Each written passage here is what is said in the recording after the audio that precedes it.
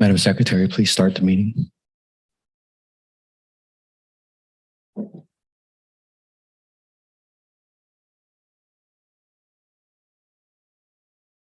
Chair, the meeting is now being recorded.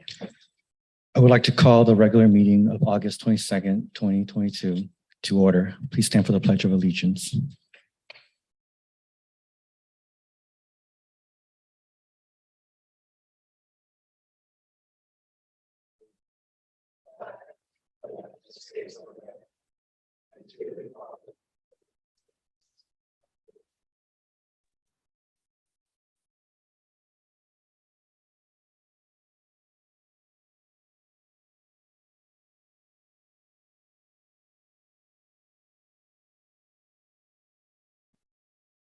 Will the Secretary please call roll?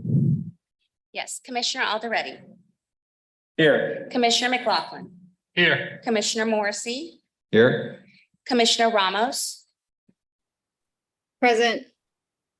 Commissioner Wu, Here. Vice Chair Calderon, Present. Chair Pham. Here. Chair, you have quorum. Thank you. Before we begin, I would like to remind my fellow commissioners to turn on your microphone on when speaking and off when not speaking. And when speaking, please place the microphone about 4 inches away from you. Thank you. Members of the public may attend the Planning Commission meetings in person or virtually via Zoom. I now invite the Commission Secretary to describe the way the public can access and participate in the meeting. Thank you, Chair. This meeting is being live streamed via our portal at santa-ana.primegov.com/public/portal and to YouTube at youtube.com/City of Santa Ana videos. If you would like to provide a public comment, you may do so in one of the following ways. Join the meeting via Zoom, enter meeting ID 839-002-66047. When the item that you would like to comment on is being discussed, select the hand icon to let us know that you'd like to speak. You will be called upon by the name you entered. You can also join the meeting by calling 669-900-9128. Enter meeting ID 839-002-66047. When the item that you would like to comment on is being discussed, press *9 to let us know you'd like to speak. You will be called upon by the last 3 digits of your phone number. After you are called upon, you may press *6 to unmute yourself.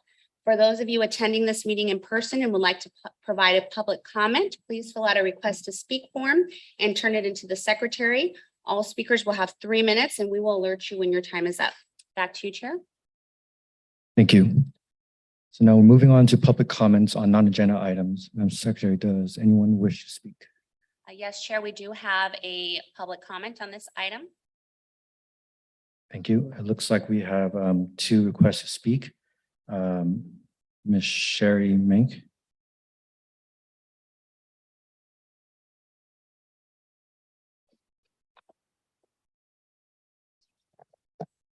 Just one moment, please, while we get the timer set up. Okay, you may begin. Sherry Menke, 1032 West Park Lane. Thank you for having me. I'm here to advocate for a program to support the already existing small businesses in Santa Ana known as short-term rentals. We have a family of 8. There's my husband and I, 5 young children and a dog. For us to travel in a traditional hotel setting is very difficult, near impossible, and very expensive. We either have to get 2 hotel rooms where my husband and I have to sleep in separate bedrooms, or get a suite, which is usually out of our price range altogether. Short-term rentals are the best way for our large family to travel for a vacation, a family event, or access exceptional medical care. We have also had living circumstances in our life when we needed a short-term rental to house our large family temporarily. It was because of our experiences traveling and transitioning that when my husband was called to serve at a new church in a different city, we thought of making our home in Santa Ana a short-term rental for families like ours.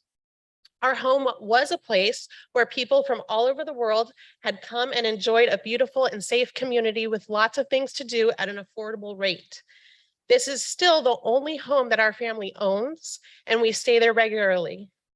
We have been able to share our home with many families like ours. We have hosted parents as they transition their children to colleges around the area, and we have hosted dozens of families who have had children that needed medical care for allergies or certain surgeries that could only be done at CHOC, UCI, or the Allergy Institute in Long Beach.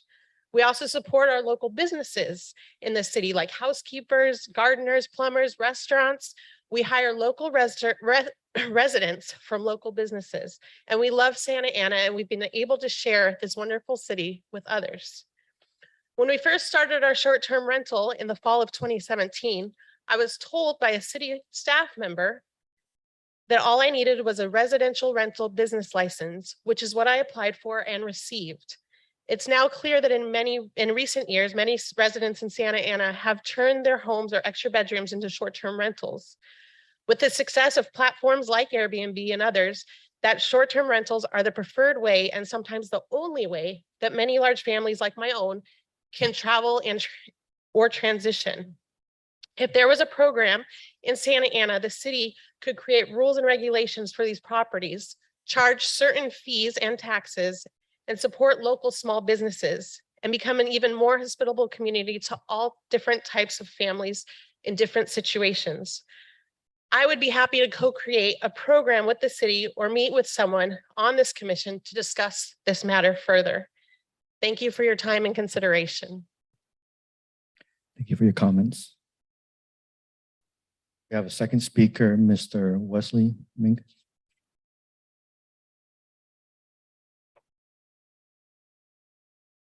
Welcome. Wesley Menke, 1032 West Park Lane. Nice to see you all again after last month. The current situation in Santa Ana regarding short-term rentals is not working. The city code does not have it permitted or prohibited. A permissive code means that the city is at liberty to cite any short-term rental if any complaint is made. In our case, we received a complaint, not because of parking or parties or anything like that, simply that we were operating a short-term rental. While we understand the legal argument, it doesn't work practically. Today, over 1,000 short-term rental properties are available in the city of Santa Ana through Airbnb alone. This means that in practice, the average resident has no idea that it isn't permitted. We have had the opportunity to have conversation with code enforcement, which was very courteous and professional, and they said they are completely overwhelmed and don't have the personnel. This problem is only going to continue to grow. So what's the solution? Regulation and taxation. Levy an occupancy tax on short-term rentals that would generate revenue for the city. Regulate it by privileging owner-occupied primary residences and sole properties. Create a program that is featured on the city website with literature that would deter speculators, but support residents looking to practice hospitality and operate an ethical small business. Modify the code for conditional use in R1 zones. Mr. Tai informed me last month that if you would allow this on the agenda and we could discuss it, you could recommend to the council to consider modifying the code. Short-term rentals in the proper quantity and proportionate to the size of the city are a part of the housing solution. Consider the empty bedrooms and underutilized single-family dwelling units. Consider homeowners struggling to make mortgage payments. We could resist gentrification by offering ethical hospitality. People who find themselves in need of short-term housing for medical, education, family life events, or traveling could be welcomed to this vibrant and beautiful city. During the COVID lockdown, the families we hosted were families of local residents who had lost a loved one. They would stay at our house and be able to attend and support their families going through a hard time. Please consider putting us on the agenda. We would love to meet with you and work with the city. Thank you. Thank you for your comments. Do we have any additional comments? If there's anyone participating via Zoom that would like to make a comment on a non-agenda item, please select the hand icon or press *9 if you're calling in. We'll wait a few seconds. We do not have any additional speakers. Chairman Pham, Yes. is it proper that we can discuss this a little or ask some questions? No? Okay. I think we'll discuss this at a later date. Thank you. Because this falls into the public comment. But we could request it later under under commissioner's discussion later, right?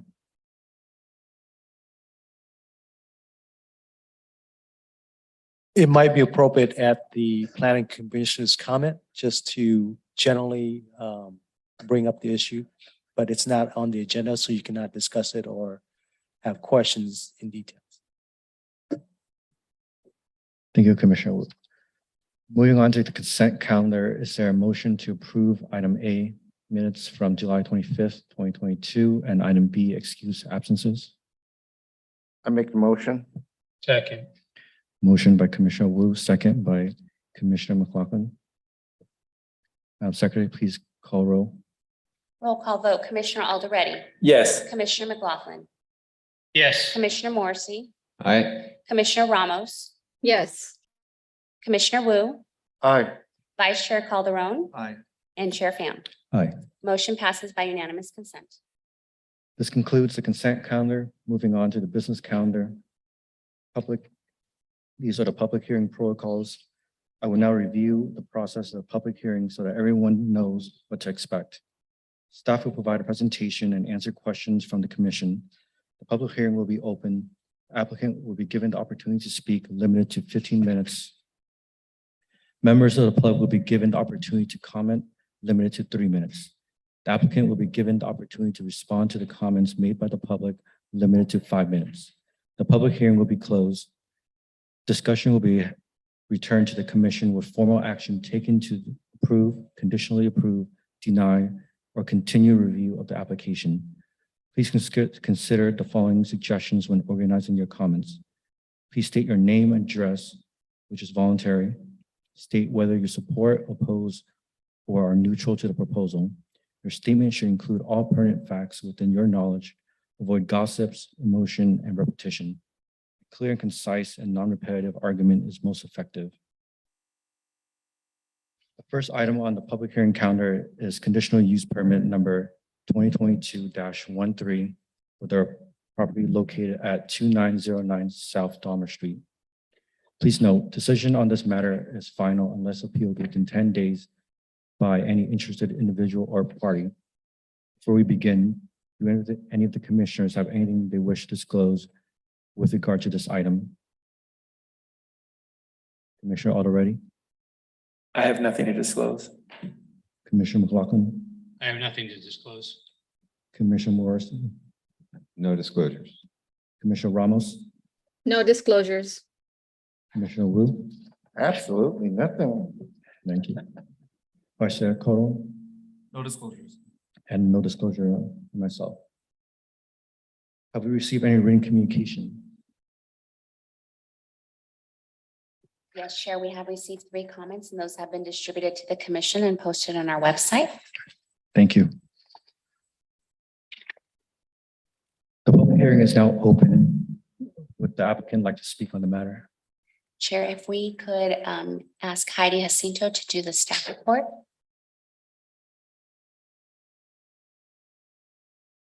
Oh, sorry about that. I skipped a few of the steps. Okay, so we'll start with the presentation by Heidi Jacinto. Thank you. Thank you, Mr. Chairman. Good evening, members of the commission. The application before you this evening is for Compass Bible Church. This is conditional use permit application number 2022-13. The location is going to be at 2909 South Daimler Street within Ward 6. Shelley Thompson, representing Compass Bible Church on behalf of Daimler Commerce Partners. The property owner is requesting approval of conditional use permit number 2022-13 to allow establishment of a church within the professional zoning district. The recommendation this evening is to adopt a resolution approving CUP number 2022-13 as conditioned. The location for the project is within the professional administrative office general plan designation and again, the professional zoning district. Surrounding land uses include the South Coast Cheer Company to the north, an industrial building to the east, an office building to the south, and an office park west of the location. The lot size is 2.8 acres. This is a site photo. A little background on the project. Compass Bible Church applied for CUP number 2022-04 to operate a church at the subject site. The Planning Commission adopted a resolution denying the project on April 25th, 2022. The applicant opted not to file an appeal for City Council consideration of the project.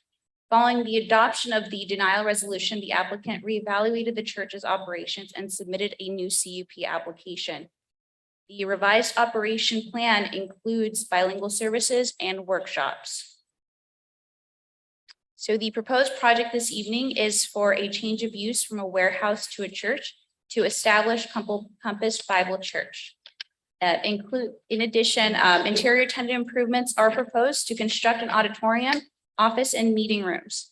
Exterior improvements include removing roll-up doors utilized previously by the warehouse and replacing new window storefronts and doors. In addition, replacement of mechanical equipment and restriping of the parking lot, addition of bicycle racks, and providing ADA parking is proposed as well. On the screen, we have a site plan of the site. And this would be the first floor plan. We also have a second floor, which is where the offices would be located. Primary elevation. The staff's analysis is that this is a permissible use with the approval of a conditional use permit within the professional zoning district. The project site is located 0.26 miles away from sensitive land uses. The on-site parking conforms to zoning code requirements. Additionally, service hours would primarily take place during off-peak business hours. Therefore, it is not anticipated to create any parking impacts. The revised operation plan includes or indicates that the facility would serve a diverse congregation that includes Santa Ana residents. To further serve the Santa Ana community, the congregation would include bilingual services and workshops. The facility is not anticipated to adversely affect the general plan, as the church would be compatible with the surrounding environment and consistent with the goals and objectives of the land use element. Conditions of approval, property maintenance agreement, and standards in the Santa Ana Municipal Code would address any potential negative impacts. Pursuant to the California Environmental Quality Act, categorical exemption, class 1 exemption for existing facilities would be filed for this project. And there is no physical impact associated with this project. So staff's recommendation this evening is to adopt a resolution approving CUP number 2022-13 as conditioned. That concludes my presentation. I am available for questions as well as the applicant. Thank you, Heidi. Does the commission have any question of staff? Commissioner Alderete? Yes, I do. Just let me pull up my document. So this may be a question that's more appropriate for the applicant, but am I reading the Exhibit 7 correctly, that there is one Sunday service in Spanish that'll be in room 107, and then a Bible workshop on Monday that will be in Spanish? I just really I didn't understand the exhibit, so that's why I'm asking. It appears so, but yes, I would defer the question to the applicant. Okay. The other question I have is, I read the report, the staff report. It says that this operational plan was submitted to address the concerns raised by the commission that were primarily related to program offerings. Can you go over what the concerns of the commission were at the time? And why and how this exhibit responds to those concerns?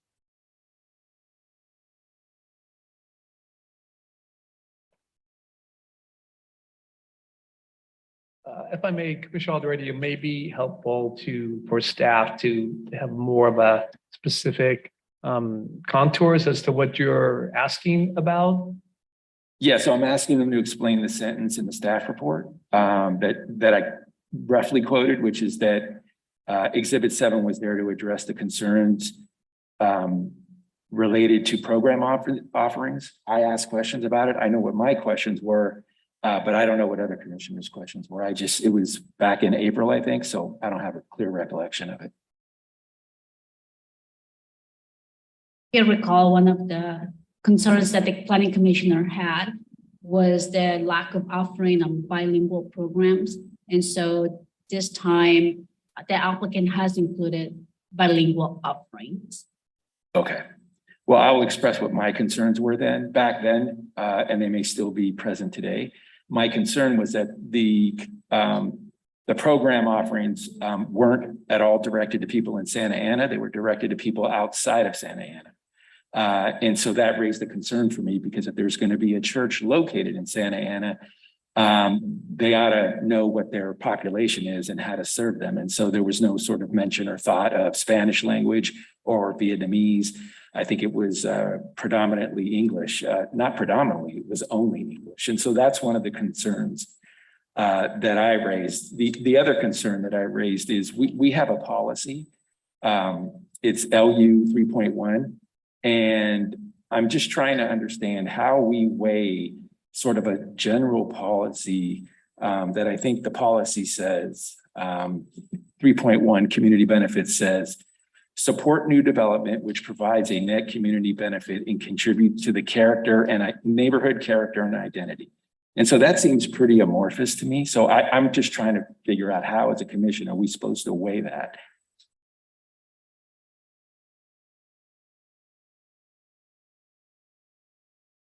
And I guess I should preface that with the reason why I'm asking is because, again, back then I was of the opinion that this was not at all related to Santa Anans. It was related to people in other cities. So the item this evening is a land use item. And so could you pose your question in terms of the findings? Sure. So how does this project support new development which provides a net benefit and contributes to the neighborhood character and identity? That's policy, land use policy 3.1.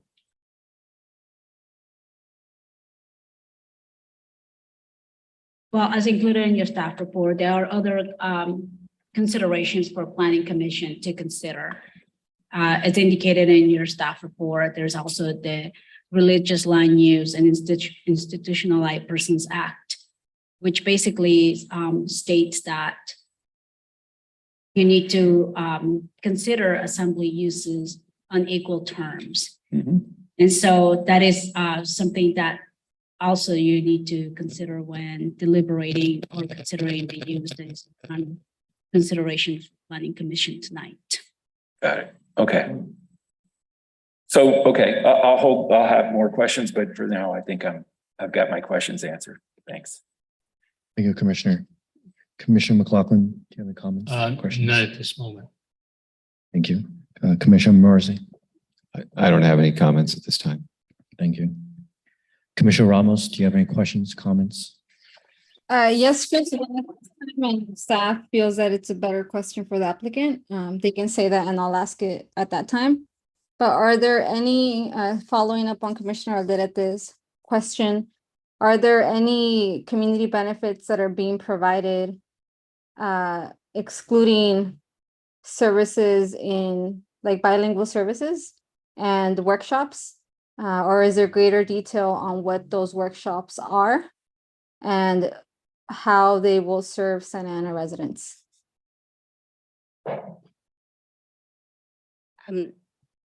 Commissioner Ramos, as I understand your question is about operations. Yes, the applicant can provide further detail in terms of operations. Do you, however, have any questions in terms of the findings? Just similarly on the community benefit aspect of it, and this being an asset for the community. I don't know if there's anything else that you'd like to speak on that you didn't mention when you answered Commissioner Alderete's question. Commissioner Ramos, if I may, community benefits are not tied to conditional use permit. This is a land use decision. And it has to be considered based on the findings that are provided in your resolution. And that's what your basis for considering this application in front of the Planning Commission. Okay, thank you. I'll rephrase my question at a later time. Thank you, Commissioner Ramos. Commissioner Wu, do you have any questions, comments? Yes, Heidi, right? Yes. I'm trying to understand that the conditional use permit is to allow the operation of a church. Is that correct? Yes, pursuant to the professional zoning district, a church is allowed with the approval of a conditional use permit. Right. Did you look at the mission of that church and their description of who they are? I don't understand your question. In their mission statement, they and on their website, they say they are a non-denominational church, which is not bad. Okay. Staff's analysis is not based on the type of church. It is based on the land use, Right. which is permissible with the approval of a conditional use permit. But the land use is not the church that I'm talking about. I'm talking about the land use and the conformity to the general plan. Because in our general plan, we also hold sacrosanct, or whatever that word is, certain values, especially in the community statement vision of the general plan, which holds the following. You know, we embrace health. We believe in a healthy community. So if we allow business to operate, we want it to contribute to the health and overall health of the city, right? If our youth are traumatized or feel that they are traumatized, and we have a very young population, okay, if the operation of that church or business begins to disrupt and upset, then how can that health be achieved? Point number two, there's a thing about equity, and equity does not mean just you got one Chinaman and you got one Mexican and you got one Irishman. If I may suggest, you are asking questions. At this point, I would suggest that the commission have any clarification questions and not engage in deliberation. I would suggest that, after having asked all the questions, then it would be appropriate at that point in time to discuss some of the points, because you are getting to a bit of deliberation at this point. Yeah, I understand that, and I don't mean to sound like, and forgive me if I sound like I'm picking on your height, because I'm not. But I'm looking at because you're having us focus on the staff work, on the use permit, okay, and that permit. And I think that fit is one of those factors because we stated that in the general plan. In all the public hearing that went to, residents have had a vision, a value system, and a vision for the city. And a lot of it was to provide a better situation than it was in the past. Related to land use and the Yes. use of land and how that has an impact on the physical environment as well as the surrounding environment. Exactly, that we don't want a freeway going through our neighborhood, but while it's physical in one way about streets and rerouting streets and traffic, there's another way that you also can affect and impact the community as well. And that is the kind of business there, right? Commissioner Wu. Like if you were to have a burlesque theater, right? Commissioner Wu, may I interrupt? I think that we still are a bit ahead Okay. in this item. Maybe we give the applicant the opportunity to present before we Okay, I discuss just wanted to further. understand this better. Thank you. Chair and Vice Chair, if I just may offer the commission a reminder, I know that everyone is very well aware of the framework upon which decisions on conditional use permits are made. But I just thought it might be helpful to remind folks that they're always supported, they're to be supported by the findings enumerated in the municipal code section 41638. There are 5 findings there. Tonight, staff has recommended to you that those findings can be made, and they've laid out their rationale in the proposed resolution. If you do have any questions about a specific finding, it is optimal to keep the questions related to that finding and to ask staff just how they came about their findings or their rationale to meet that finding. Thank you. Thank you, John. Vice Chair, do you have any questions? I have no questions or comments. Thank you. No questions at this moment. And again, we've received any written communication? Yes, there were 3 comments received. Those were distributed to the commission earlier today, and those are also posted to our website. Thank you. Now, the public hearing is now open. Would the applicant like to speak on the matter? Go ahead.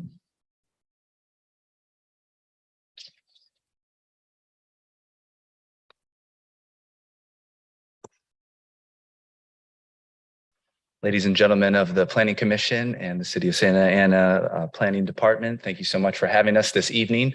I am Pastor Mike Elliott from Compass Bible Church, and I have the privilege of serving alongside a lot of godly men and women who are passionate about gospel ministry. And we're here this evening to ask if you guys would grant us approval for a CUP at the property of 2909 Daimler to carry out what we love to do, and that's proclaiming the message of Jesus Christ and his death, burial, and resurrection. We believe that that building will be a benefit to us, and we think it will also be a benefit to the city of Santa Ana as well. And I'd like to tell you why I think that that is this evening under 2 headings. First of all, why we would choose a location like this is because we have a love for God.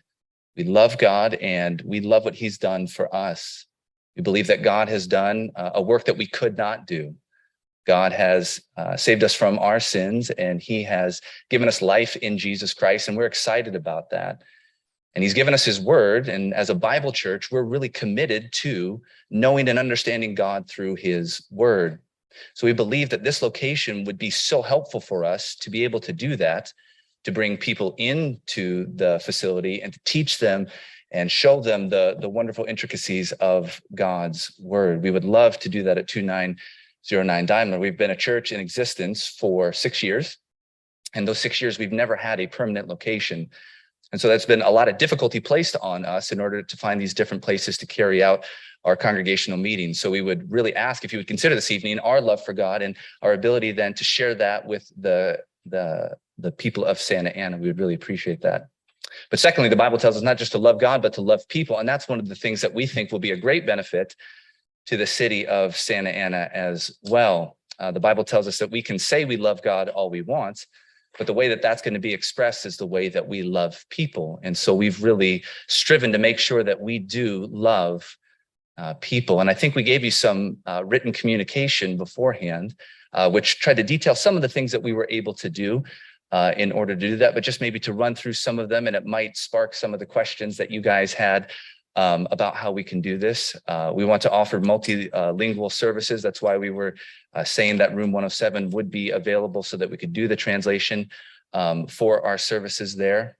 We work with some non-for-profits in the city of Santa Ana and would love to continue to do that. We think that that's a good benefit for the community, their vision to help the community. We've come alongside them and want to do that.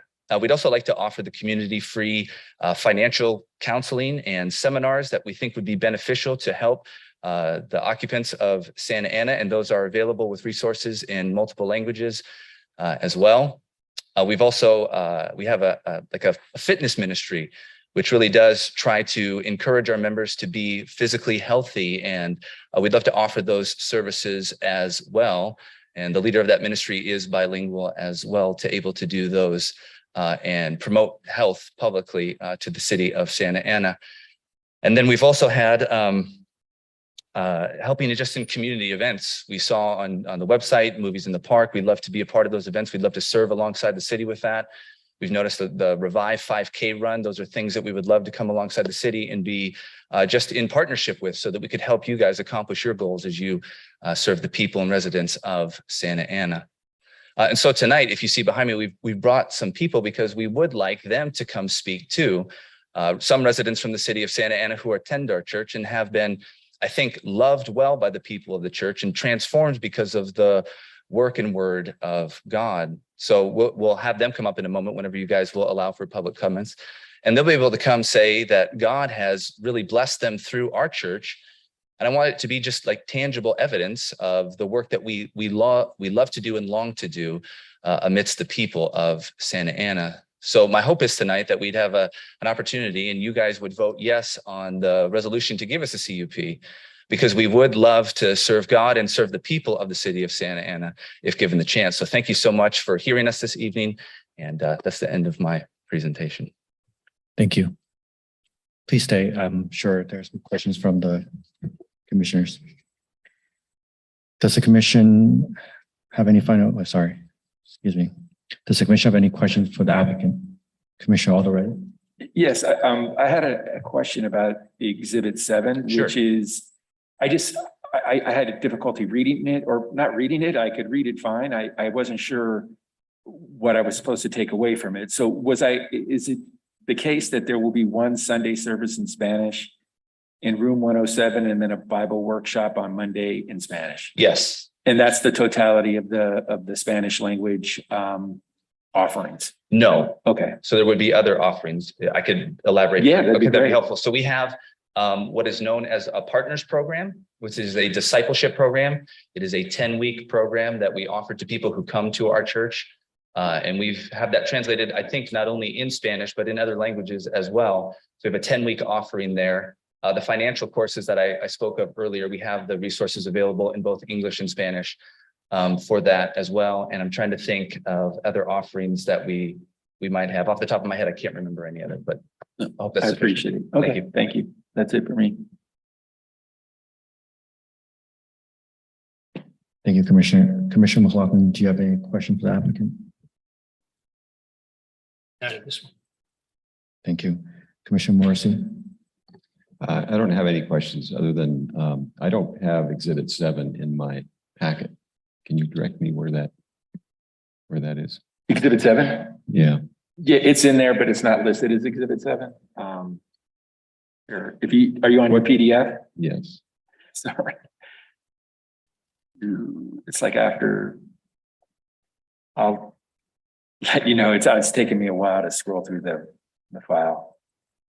Do you know what page that's on?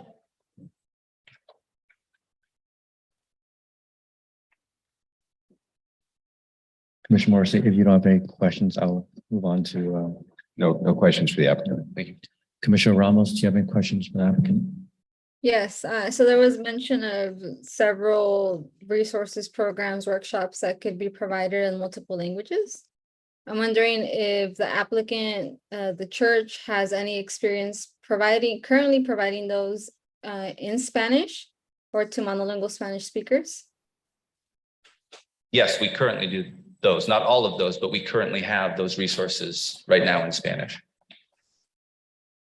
Okay, and based off the experience providing those elsewhere, is there a model that has been thought through for the city of Santa Ana? Maybe a model for To how we provide, would. I'm sorry. Yeah, go ahead. yeah, sorry. So while Santa Ana has a large population of residents that are monolingual Spanish speakers, that's not all they are. Many of them are immigrant, maybe undocumented, maybe low income. So there's just a lot of various identities that stack onto that. So I'm wondering if the church has thought through that and came up with a model on how these services would be provided to Santa Ana residents.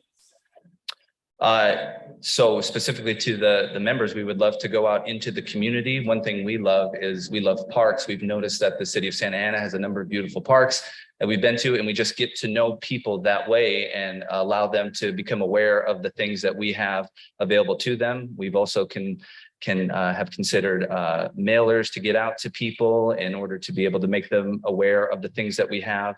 And additionally, if we are able to partner with the city, which we would love to do, be able to have stuff there and resources for them available at, movies in the park, so they can just take them right there and be able to just go home with them.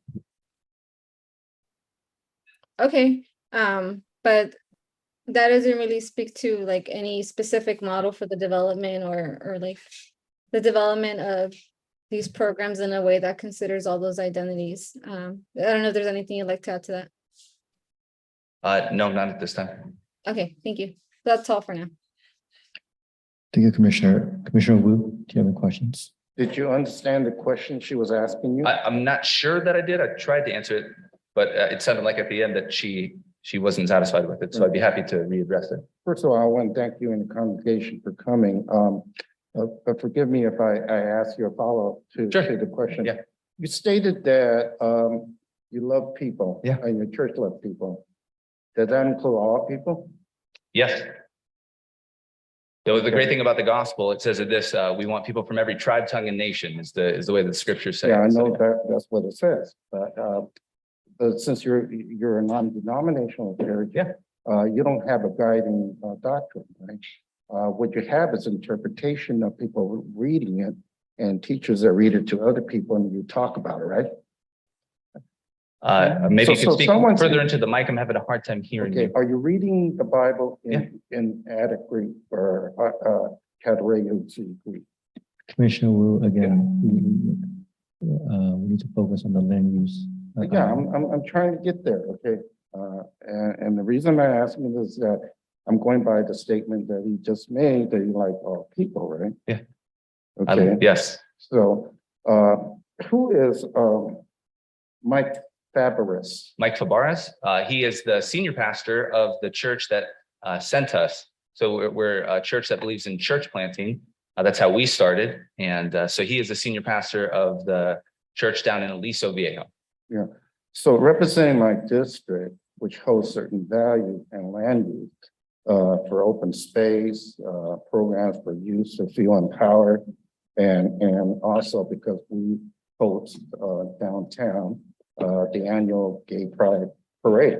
Okay, so are they embracing the church? We would love for anybody to come to the church and hear the message that we preach. Yes, absolutely. And why did one of your pastors say, we will pray a gay out of it? Say that again? But didn't one of your pastor say, we will pray the gay out of you? And that was in October 24th, 2011, Pastor Bobby something. I don't believe so. And I'm not sure that has to do with any municipal codes that we are Commissioner, if I discussing. just may interject again, just a friendly reminder, the questions here have to do with the findings that support the decision tonight recommended by staff. I would again remind you to focus on those findings and frame your questions as relevant to those land use findings. Yeah, I'm kind of looking at the environmental factor. I mean, we look at things like noise, don't we? And nuisance, right? Things that could contribute to crime, okay? I mean, it may be a judgment in terms of where you look at crime in our neighborhood. But culturally, I think that we're making a shift. Because then the city council apologized for the burning of Chinatown in May. And we also celebrated Chicano Heritage Month because it was also a culture that came out of some oppression. So the land use the city council beginning to look at is how do you treat people who Jesus served, you know, among the poor, marginalized, and oppressed. Yeah. And it also depends on who is doing it, right? And the nature of your role in that, right? We all have roles in it because we're all part of this community. So going back to what the conditional use permit is, that what use would it have in terms of adjusting to what this community is all about? And I think that was one of the questions, Commissioner Alderete, that we also asked. And it was also implied in one of your questions and Commissioner Ramos, and we were kind of looking at it. It wasn't just like, you know, what kind of, we could say we do bilingual workshop, but what is your workshop? I would be concerned to know, given the history, you know, what kind of workshop we will be providing. Yeah, on the Bible. So we love to teach the Bible. That's what we're committed to doing. So those are what the workshops would be directed to. And we really do want to be a part of the things that the city is doing. That's why when I was looking at the Revive document that you guys have put out together, two things very clearly that are aligned is you want the physical health of the city to increase and also the mental health. And I do believe that religious practice, as has been studied, is one of the great ways that can provide strong mental health for people. So I do think that we could provide just a great opportunity if we were able to do that. But we also want equity and diversity.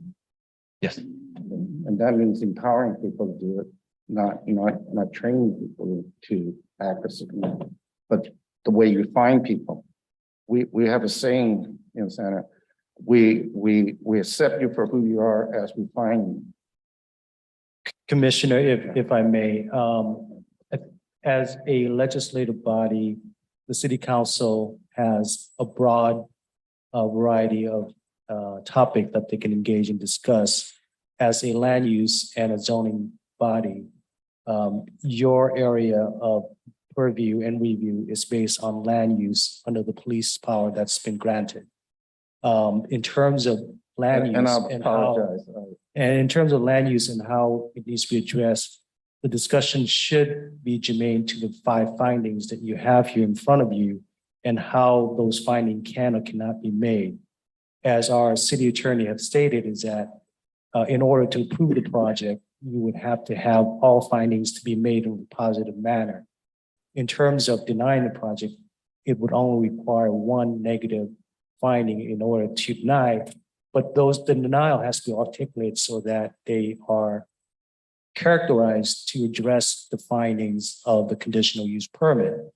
While mental health is an issue that is a part of our society, in terms of land use and zoning, it is strictly related to the land use, the location, and the impact on the physical well-being and the physical health of the development to its adjacent property, to the nearby residents and user of the site. So the guidance is for you to look at the finding from that perspective.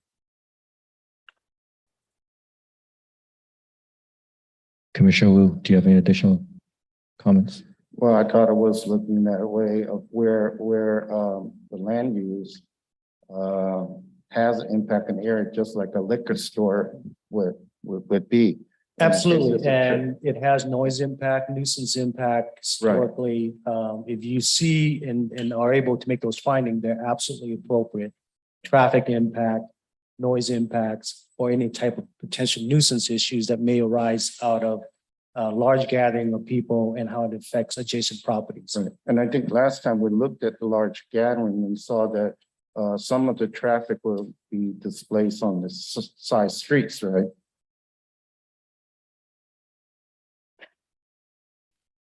Can you repeat the question? I'm sorry. I thought the last time we looked at the property, there's so many parking spaces within there, but there was also going to be parking on the side streets. The project site, and Heidi can correct me if I'm wrong, is able to accommodate all of the code required parking based on the square footage for the proposed church use. That's correct. But still, there could be a concern, right? So based on the parking requirements for the uses for the, specifically the church and for the other industrial uses that share the parking, there is, based on staff's analysis, there is a surplus of parking where 216 spaces are required, but 268 are provided. So it's staff impact. Should the commission feel that a condition of approval be added to address any future possible impacts, that's something that we could explore. Is there any requirements for a zero-base operation, like reducing electrical use, water usage, and things like that? Sorry, what was your question? Do we have any requirements in the city now that looks at businesses and residents beginning to be more environmental friendly in terms of items that include electrical being more zero-based carbon? From a sustainability standpoint and development, generally those are applicable to new development and new construction. However, there are aspects of the existing development that we strive to enhance and also include sustainability component whenever feasible.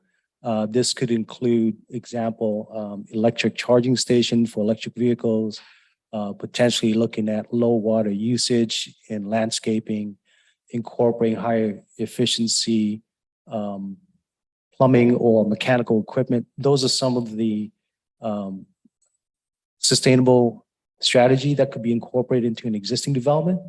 But the elements of what's new in terms of what you're talking about going completely solar or other strategy would be restricted to new development when it's proposed for new construction. In this case, they're proposing a reuse of an existing building, which will have to comply with the energy code, the mechanical code, and any provision of our code that would require for landscapes, sustainable landscape. So you did review it from that standpoint? They would have to comply with our development standard when they submit for the plan check for energy and Title 24 requirements. Thank you. Back to you. Vice Chair, do you have any questions? Yes, I just want, I don't have any questions. I'll bring it up for the staff after. Thank you. For myself, I don't have any questions at the moment, but I do know that Commissioner Ramos did have her hands up, so she'll ask you a few more questions. Sure. Thank you, Chair Pham. Yes, I just wanted to restate my question to provide the applicant an opportunity to answer it. And my question is related to finding 1, which talks about how this is going to contribute to the general well-being of the community. And that's where the various programs that would be provided, such as mentorship, tutoring, financial counseling, after-school programs, and spiritual support are mentioned. So I'm happy to hear that all those things would be provided. And my question was really trying to see if the applicant, the church, has thought through the demographics of the city, aside from just being a majority Latino with many monolingual Spanish speakers.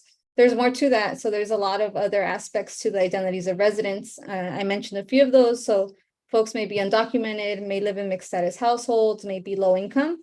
So I just had thinking of that, and having done a lot of community work myself, I know that when you're developing a program, you should often do it you should really tailor it to the specific community that you would be engaging in that program. So with all that mentioned, I was wondering if the church, the applicant, has taken the time to explore what those various identities of the residents of Santana are, and if that has helped you all develop a more specific programming for Santa Ana residents. Okay, I think I understand the question, so I'll try to answer. And if I don't, then please feel free to follow up. Yeah, when we go out, we make our basis for any program based on what the Word of God tells us about people. So we think through those categories very specifically and try to tailor our programs to make sure that they match the needs of what we think that the Bible is asking us to go out and to do. So yes, that would include various different factors for them. But yeah, I want to make completely clear, like all levels of socioeconomical status, all levels of all different ethnicities, we're here to love and care for in the community.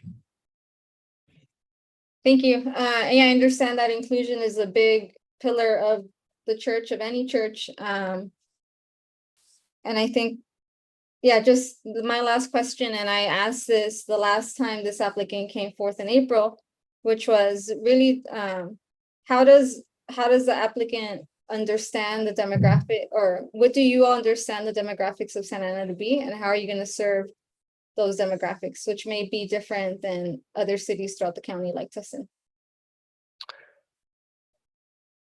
Okay, so how do we understand the different demographics of the city of Santa Ana, and how then does that help us with our ministry? Just making sure I understand the question. So what do you understand, like the demographic of Santa Ana residents to be, and how does that knowledge help you plan to serve those residents?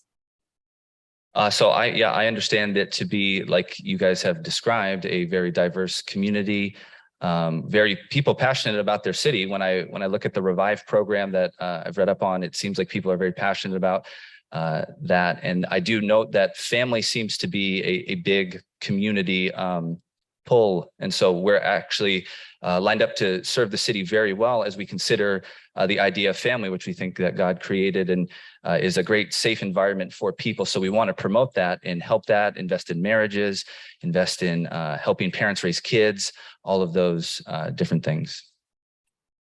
Great, thank you.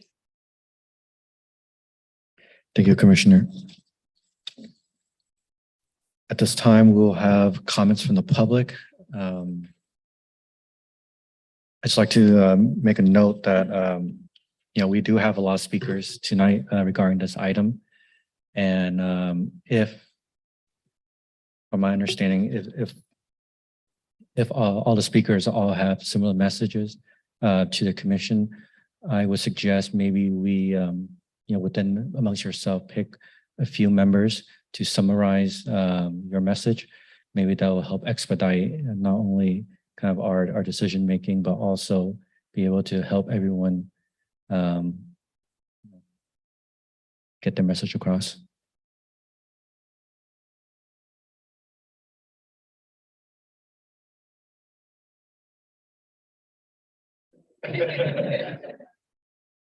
Please state your name. And Mitchell Milan, a resident of Santa Ana.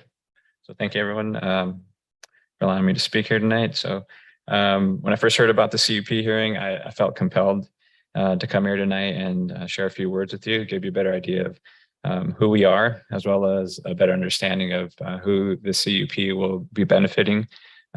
So I wanted to tell you a little bit about my experience and my story with Compass Bible Church. So my story actually begins one Sunday morning in June of 2021.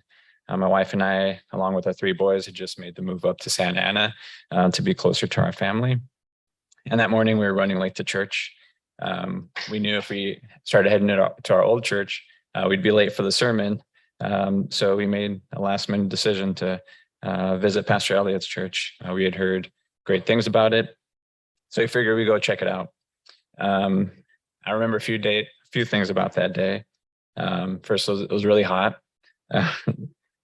Second, I remember Pastor Elliott's sermon on Colossians. But the thing that really stuck with me that day was, and left the really just lasting impression, was my interaction with Pastor Elliott after the service. He came up to me to shake my hand, asked me how I was doing, and really just made me feel really comfortable to be there. He didn't need to come up to me specifically. There are many other people that he could have chosen to greet, but he came to talk to me because he recognized that we were visiting for the first time, and it was important to him that we felt welcomed. And that's just the type of person that Pastor Elliott is. He's warm and welcoming. He's friendly and loving, and makes you feel like you're right at home. And our church is filled with others just like him, people who love God and love others and make an effort to make everyone feel welcome. Needless to say, we've been attending Compass Church since that day. And we've built some really strong, meaningful relationships that we value and, Lord willing, will last a lifetime. And the point that I want to make here tonight is that our move to Santa Ana has been very positive. It's been a very positive experience for our family, and I'm confident that the reason for this is due to Compass Bible Church. I trust that with a permanent location, the church would positively impact and embrace the community of Santa Ana, just as they've done so to us. So with that said, I just want to thank you all for your careful consideration, and would also like to kindly ask that you approve the CUP. Thank you for your time. Thank you.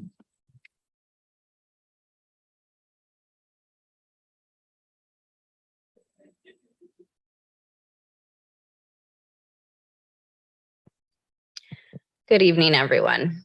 My name is Andrea Millan. I'm a wife and a mother of 3 young boys and a resident of Santa Ana. I wanted to share how Compass Bible Church has been a support for our family.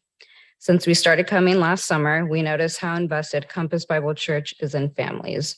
Whether we're attending church on Sundays or gathering with our small groups during the week, our young boys are being taught and cared for by the members of our church.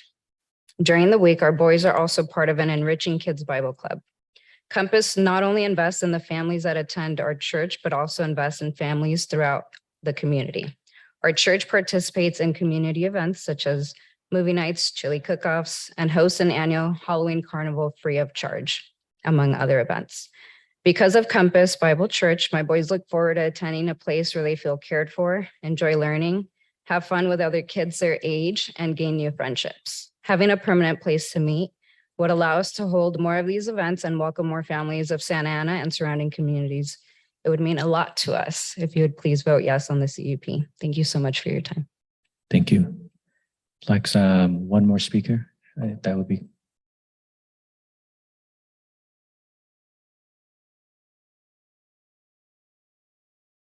Hello, and thank you for the opportunity to come before you today. My name is Rebecca Pacificar, and I live at 2901 South Sycamore Street in Santa Ana, just 4 lights away from the building in question this evening. I have been a resident of Santa Ana for over 18 years. It is where my husband and I purchased our first home and where our kids attended school through graduation. We have been attending and serving at Compass Bible Church since its inception and have been immensely blessed by the pastors, the staff, and the entire church body through various ministries like moving helpers and meal trains in time of need. It is our prayer that the surrounding communities of 2909 Daimler Street will also be blessed by Compass Bible Church for many years to come. Thank you. Thank you. Again, is there anyone present who would be speaking in opposition of this item? Thank you. Again, I understand that there's a lot of people present for the item, and since everyone seems to share a similar message.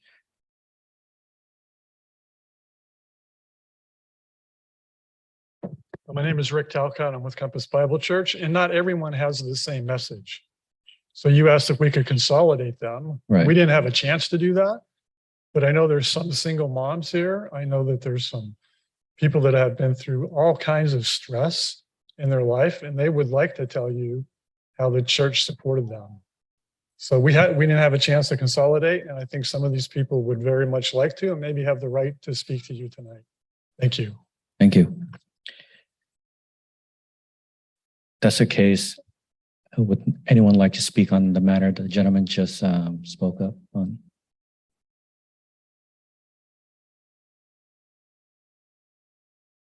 Good evening. My name is Luis Antonio Robledo Vasquez. I have been an active bilingual member and participant of Compass Bible Church for 5 years. I am a single dad, and my son goes to school in Santa Ana. I was brought to the US as a child, and by God's grace, I became a first-generation college graduate. As a dreamer, I understand the importance of unity, acceptance, and compassion. Having grown up in Mexico, you learn early as a child that familia es todo. Family is everything. My son did not have that. When I came to Compass Bible Church, it's what we found. A community of people who diligently and sacrificially serve one another, and that's family. I'd like to illustrate the love the church has shown me. When I was at my lowest and had no place to go for Christmas, the church opened their doors and welcomed me with open arms, where I enjoyed a lovely dinner and the warm embrace of my church family. And that is what my church is, family. And I am honored to be a continued part of their story. I'm just one of many faces you see who share a similar story of what the church has done for us and will continue to do. I would appreciate your support in approving our CUP so we can continue to build and give more people access to what I've been giving. Thank you. Thank you.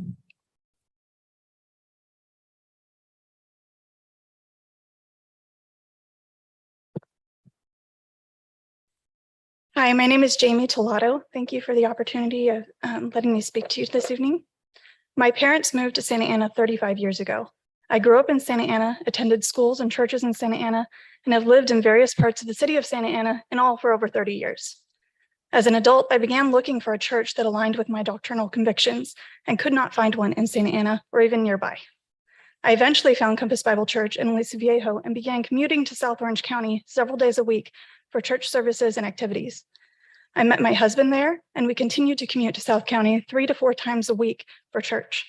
When we heard of Compass's intention to plant a new church in Central Orange County, we were the first people on the list. It's difficult to put into words how much our church means to us and how integral it is to our lives. The people in our church are our church family. Like a loving family, they've invested in our marriage with counseling, teaching, encouragement, prayer, and support. They've invested in us as parents and in our children, providing teaching, counseling, character building opportunities for our children, and help with our care of our children whenever we've asked for it. They have come alongside us during difficult seasons of job insecurity and health challenges and anxiety. They've provided us with prayer, spiritual guidance, and practical support. At every surgery we've been through, a pastor has been at the hospital with us. When I had a baby during the middle of the COVID lockdowns, our church family threw me a virtual baby shower, loaned us years worth of baby clothes, and provided us with meals. When I broke my feet a few months later while caring for a newborn, a toddler, and an elementary age child with learning disabilities, our church family stepped in with meals, encouragement, and practical help. Life can be difficult, and it's easy to get overwhelmed with circumstances. I am so thankful to have had our church and church family to love us, speak truth to us, give us a bigger perspective, and remind us of the secure hope we have in Christ, regardless of the circumstances. It is my hope and prayer that Compass Bible Church can continue to have such a significant impact in the lives of the people of Santa Ana and the surrounding areas. I sincerely implore the council to approve the CUP to enable even more of our neighbors to be reached with love, encouragement, and hope. Thank you. Thank you.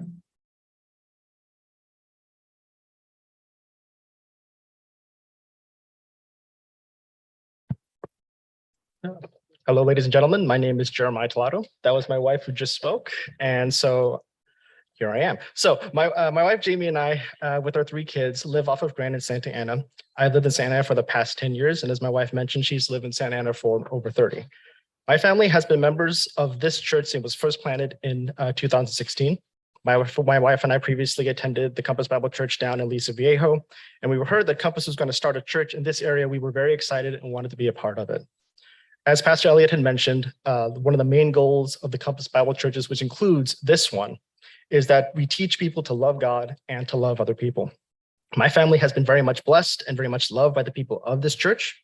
For example, for myself, I would not be the man I am today if it weren't for the men of the church who mentored, encouraged, and when I needed it, corrected me into seeing how it is I'm supposed to view life. Whenever I had struggles at home or at work, I was able to turn to one of the pastors and the men of the church to seek guidance and counseling. Whenever I had difficulty with making a hard decision, I knew I could turn to the men of the church and they would give me honest and objective feedback because I knew they had my best interests in heart. They have helped me to be a better husband and a father by encouraging me to and holding me accountable to the commitments and the promises I have made. And whenever I feel that I'm being pulled in 100 different directions and I'm not sure what to do, they've been able to help me keep a level head and to maintain a proper and grounded perspective. Through this church, I've had the opportunity to meet people from different backgrounds and cultures, people that I would have necessarily met in my day-to-day life. But despite our differences, because of our shared faith in Christ, I've been able to grow strong relationships with others and be a part of a strong, growing, and thriving community. The people of this church have loved me, served me, and sacrificed for me. And I'm very thankful that the community that we have been able to grow through this church. And I believe that this church, if this church were able to call Daimler home, the community will grow even stronger and many more people in this city and the surrounding areas will be blessed. As resident of Santa Ana, I'd be incredibly grateful if you would please approve the conditional use permit for Compass Bible Church. Thank you.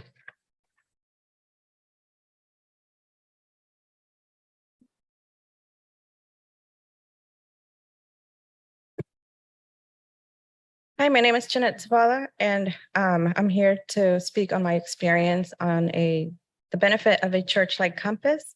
I grew up in San Juan Capistrano, a low-income neighborhood, very much like some areas here in Santa Ana, with a lot of gang and criminal activity, which led me to make some unwise choices, like getting pregnant as a teen and later involving myself with drugs, alcohol, and abusive relationships. In 2019, I met a woman who invited me to come to Compass. This is where I came to know the Lord. And with the help and support of the women and pastors there, I have been able to completely turn my life around. I am a single mom to 4 kids, and my younger boys don't have a father who is active in their lives. But at Compass, they have many men who are role models to them and show up in those empty spaces. I have built many strong, positive relationships within the community at Compass that even though I am a single mom, I'm not on this journey alone. Whenever there is a gap, there's always somebody coming alongside me to fill that need. The Compass community has also come alongside my family, including my mom and my sister who don't attend church, by taking care of us during COVID by providing meals and groceries when we were too sick to take care of these things ourselves. I'm now involved in many of the ministries that Compass provides, one of them being the Spanish ministry. I have come alongside this ministry to share that everything that I have learned and gained from my own involvement at Compass. I now have the joy to pay it forward by serving as a small group leader in a Spanish-speaking women's group. This role has allowed me to partner with the women to better understand the struggles of this community. I recently learned of the tough lives these women have had and how some have children who are currently incarcerated. Through this ministry, they can come and find the love, support, and encouragement that they need right now. Compass serves and loves their community because it is the heart of who they are. I'm excited about the possibility of a church such as Compass coming to Santa Ana to serve this community. I know that Compass will love and serve this community well. Thank you.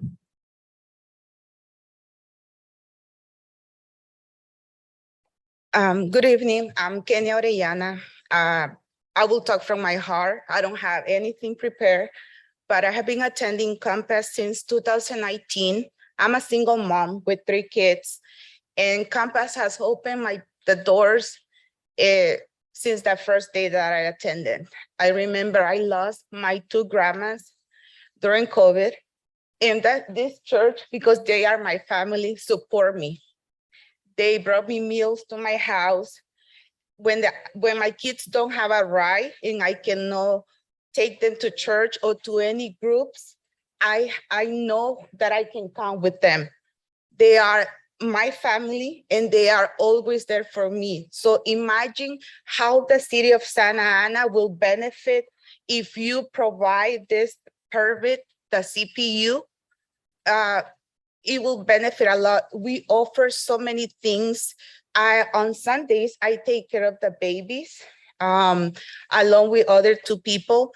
So my 3 kids, they are adolescents. They go to Wednesdays to the small groups. My son is already at college, so he attends on Sundays to the college group. And there are so many opportunities that the city of Santa Ana will benefit from our church. This is a church that always has been there for me. They went to a revival. They went to for a week to a place, and they pay for one. I had to pay only for one of my kids.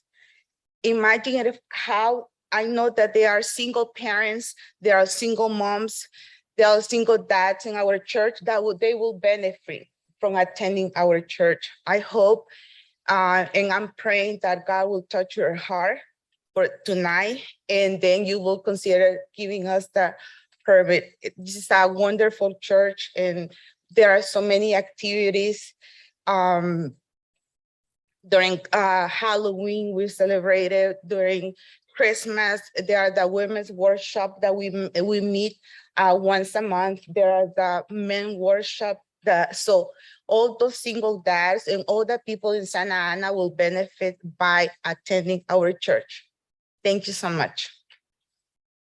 Thank you. Good evening, members of the committee. I do have a statement from my grandfather. However, it was submitted in the written comments, and so I will save your time this evening and ask that you take a moment to read the statement from Marvin Stout, who lives at 13111 Loretta Drive. He is not a member of this church, but sent his comments to you in order so that you would know that this is benefiting members of the community that are not members of the church. Thank you for your time. Thank you.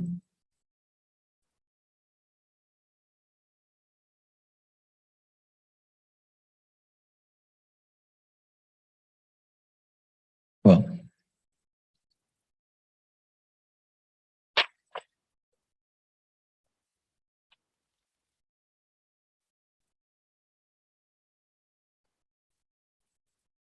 Hi. Hello. My name is Ana Maria Del Mundo, and I have been going to Compass now for about 4 years. So I'll keep this brief because you've heard a lot of wonderful stories so far, but I did want to speak briefly because, this is the first church that I've really felt has been a home. And just echoing what everyone else has kind of said, during almost every season of my life so far, in the past 4 years, that is, there has been some kind of ministry or person who's been able to walk alongside me here at Compass, or there's been a ministry that's been able to support me. So people have mentioned, financial counseling. That's saved me a lot in the last few years. And just the opportunities to get to know people has been really beneficial. But I think the main thing for me is just like everyone said about the love and commitment. That's been huge. I don't have a great relationship with my family. I know that that's a very big thing for a lot of people. And through the last 4 years, I've met more father, mother, brother, and sister role models that I've ever had in my lifetime. So, there's been so much that we've been able to do as a church without a building. I think that having a place that we can have a central location and be able to continue to expand those ministries, because a lot of the time when members of the church have met my needs or been there to support me, it's not always been something that's been firmly established. They've kind of just gotten to know who I am and accepted me for who I am. And they've met me where I've been and seen what the need is. So having a building would really help us to be able to continue that and to just get to know people without having an extra step that we need to take in order to do so. That's all I have to say, but thank you so much. thank you.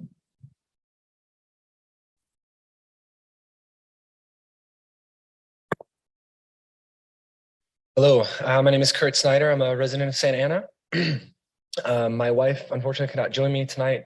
She, over the last 2 years, has suffered from a neurological issue that this church, only a small sampling of the people that you see behind have been incredibly huge blessing to our family. All 3 of my children are adopted. One of them was safely surrendered at Station 74 right here locally, Santa Ana. When my wife and I were looking for a place to move, We did not choose Orange. We did not choose Tustin. We specifically chose Santa Ana. We love this city. We spend entirely too much money at coffee shops in this city. We spend entirely too much time at the restaurants in this city, but we dearly love it. There are people in this congregation who, in addition to desperately wanting a desire to have a building to call our own, to do the things that God has called us to do, we desperately have a desire to love this city the way that each and every one of you I know do. We love this city. We love the people in this city. We have certainly been a recipient of that in very tangible ways ever since having moved here to 1905 Valencia Street. As I said, my wife and I began tallying the number of meals that we have received from this church and stopped at 150 over the last 2 years. I cannot tell you how many men and women have come to help us just keep up with day-to-day tasks that a father of 3 children under the age of 8 is really tough to do with a wife who is dizzy all the time and just simply can't do it. We received meals, handiwork, gardening services from people. So we do love your city. I certainly love your city. We chose this city for a purpose and for a reason. And I urge you and please ask you to please grant the CUP so that other people like me and everyone else that you've heard from today can be a recipient of the love that we felt and want to pour out to the people in the surrounding areas of this of Daimler. So thank you so very much. Thank you for sharing my passion for the community, and as I know each of you do. And so I look forward to the approval. Thank you so much. Thank you.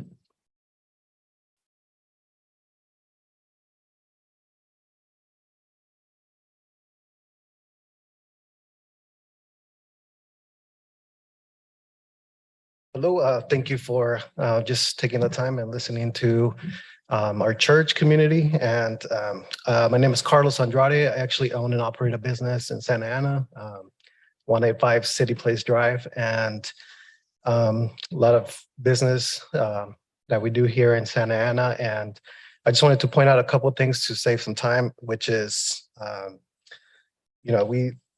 so I am bilingual as well. And I think the ability for our church to pivot and offer services that are needed, whether it be in an emergency situation in the community or whatever the case may be, we have a group of people that just love, like Pastor Elliott said, love people. So that's what we're here to do. And we're prepared and organized to be able to be a resource to anybody that needs help in the community.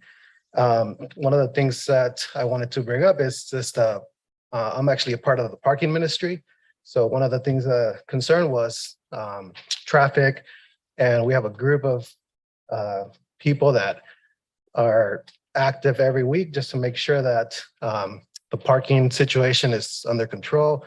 We're not experts by any means, but we're out there trying to keep everybody safe and making sure that there's enough parking for everybody, and making sure that not only the members of the church, but also the surrounding public, the traffic that's coming in and out, that we're able to just assist and be there for anything that is necessary.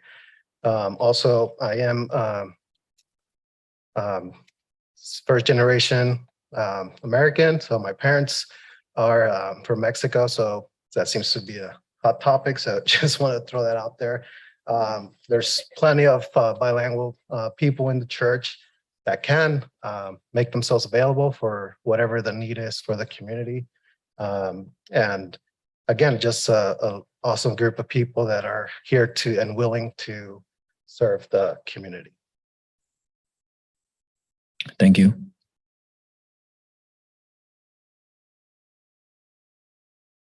Good evening, Commission. I'll keep it very brief. My name is Cameron Connors. I am a teacher in the community of Santa Ana. I have recently begun my 8th year at Saddleback High School as the International Baccalaureate World History teacher. My experience at that school has enabled me to get a firsthand glimpse into the needs and values of the community. I am blessed every day to work with my colleagues, my administration, members at the district office, and indeed my students and their caregivers, their parents, to meet their academic needs, to create a rigorous education for them, and to expand their opportunities. I have been blessed to see kids apply for schools abroad that never thought they would even go to college. Because of my experiences there, I have also seen the other needs of Santa Ana firsthand, having worked with the community for 8 years, having sat across from many parents and explained their children's education. And because of that, I think Santa Ana is only going to benefit from Compass Bible Church. I think Compass Bible Church is very well poised to address not only the practical and spiritual, but deep-seated emotional needs and socioeconomic needs of the community as well. So thank you very much for your time.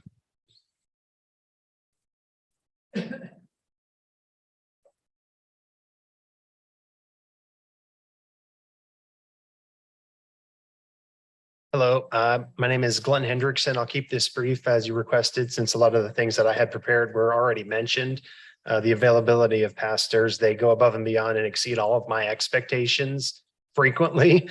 My wife and I have benefited spiritually, emotionally, psychologically, I think in every possible way that ends in Y. We've benefited in that way from being members of Compass Bible Church. So I would just strongly encourage you to approve this request for a CUP. Thank you. And I want to thank you, all the speakers. As a gentleman mentioned before, I don't want to discount the fact that there is a wide variety of voices and experiences that's represented within the church. I think that the actions that you've all shown up here today speaks louder than words. We very much appreciate everything that you've presented thus far. And if there's anyone else that would like to speak, please go ahead.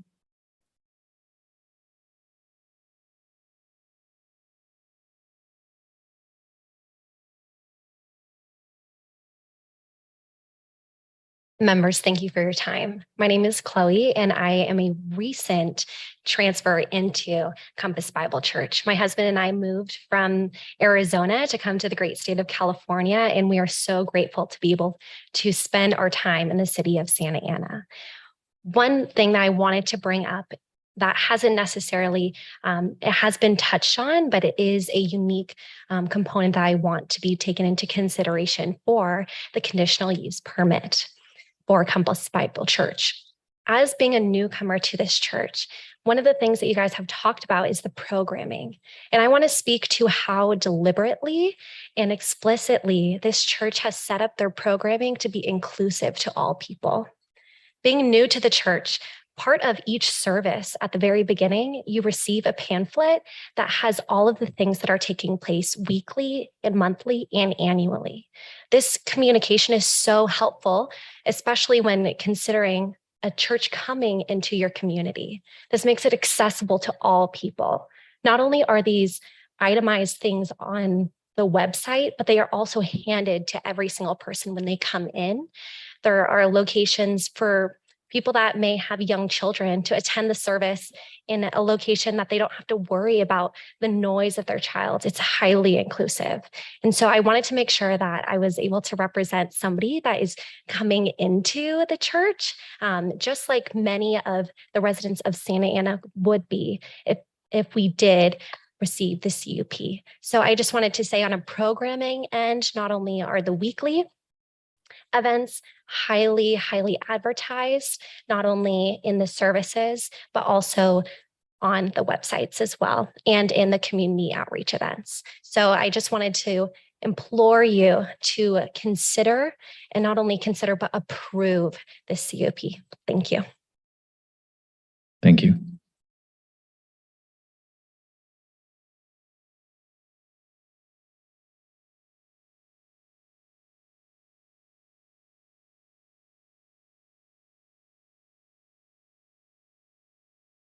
I think with that said, again, I think the commission appreciate everyone's comment and feedback.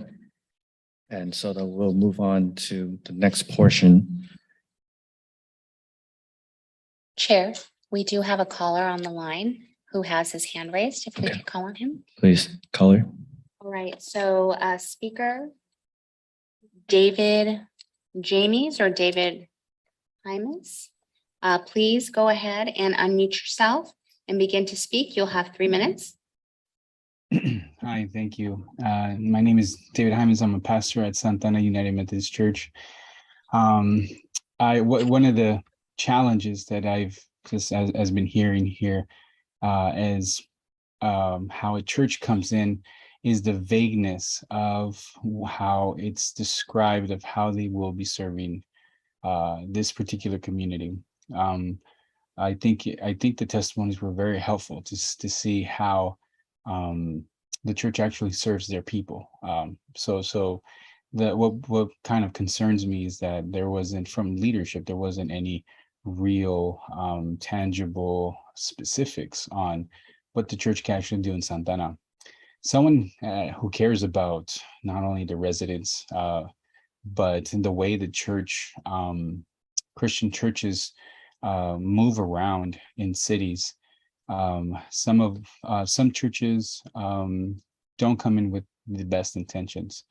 And it's not something that I truly believe that this specific church is doing, but is something that I would call for those on the board that are making this decision to truly challenge any faith institution to come not just with good intentions and good motives, but with specific plans to make sure that the residents are being fully centered, and that the church and that churches or any faith community can really address not just the needs, but address in a holistic way how their time will be at.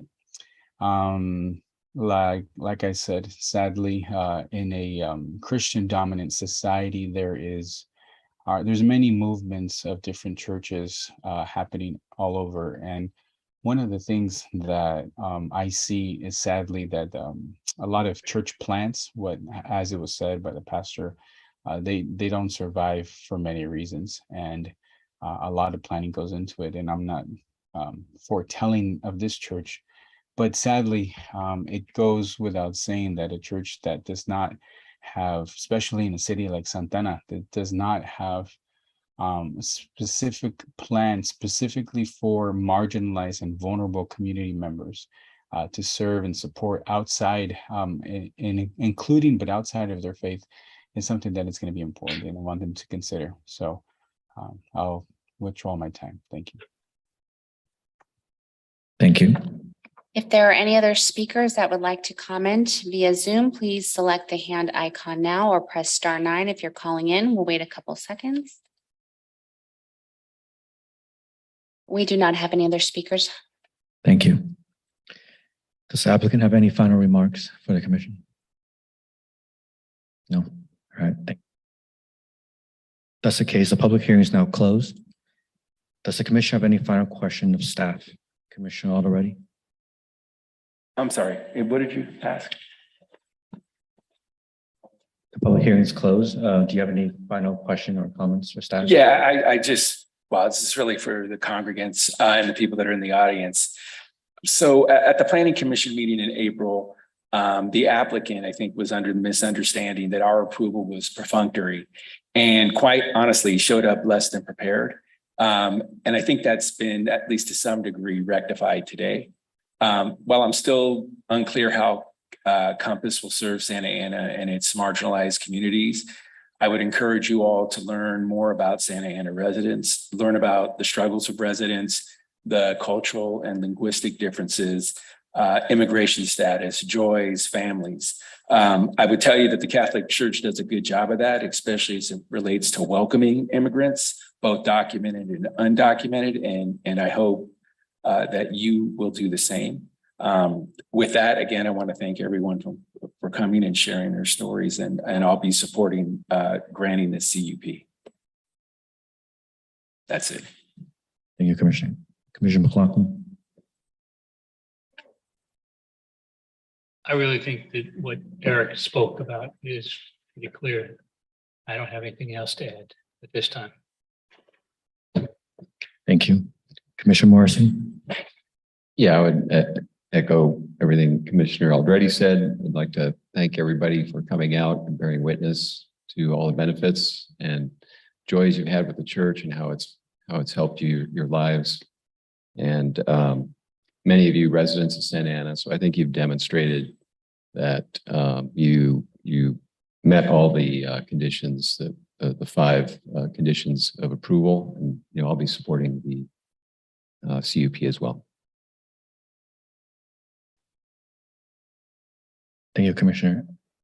And Commissioner Ramos, from my understanding, she had to leave by 7. So we'll move on to Commissioner Wu. In a staff report on page 2 and 3, H1 talks about service or facility will contribute to the general well-being of the neighborhood or community. And on the next page, it should not be detrimental to the community or neighborhood or surrounding area. And this supports what Commissioner Alderetti was talking about.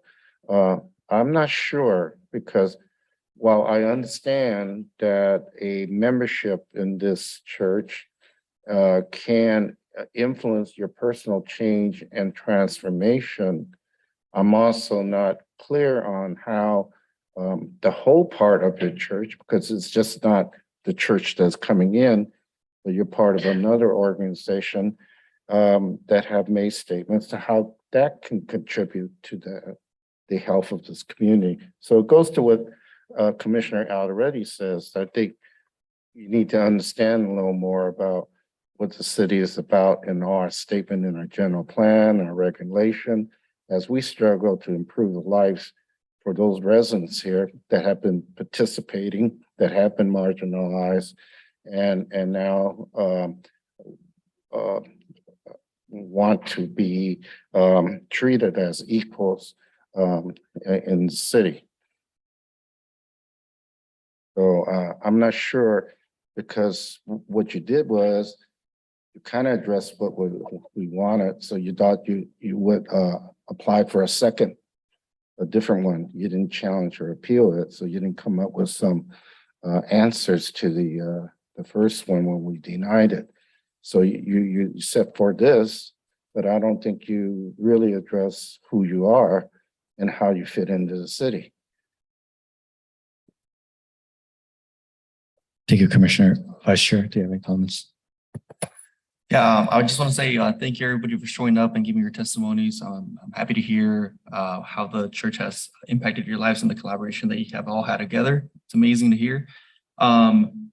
Just one question for staff. I need clarification regarding the parking. I understand parking is taken care of. It's just a general question regarding the environmental energy saving and stuff like that. The building is as is, right? So if we wanted to add or make a oh my God, it's called. We wanted to add an amendment to add charging stations. Is that possible? Can you say? I'm sorry. Charging stations for the cars for the parking? Is that possible? That is not something that's necessarily required, but we can certainly work with the applicant and provide that and discuss the possibility of including additional charging station on site. Are there any on site? At this time, I don't believe so. Okay, thank you. Can I ask a follow-up question? So is there room to add more restriction?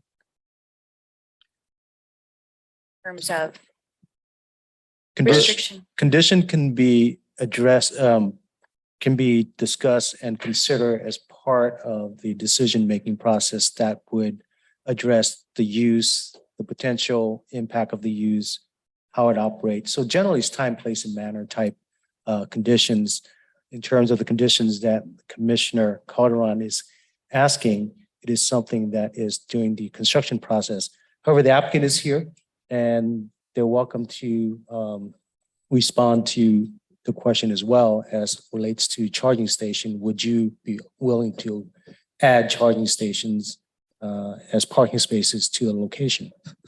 Well, my question in this regard is the federal law said we cannot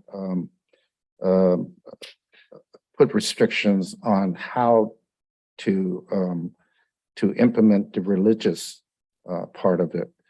My concern has to do with in their operation that there's a restriction on any political activity. We cannot do that. Political is different from religious. can address time, place, and manner as it relates to operations. Under a conditional use permit process, it will be entirely appropriate to say that the use schedule can be modified to address potential impact, but not necessarily whether or not the discussion of those, meeting times that would be covered by the First Amendment of freedom of speech. Thank you. And then can we go back to the question that I had, please?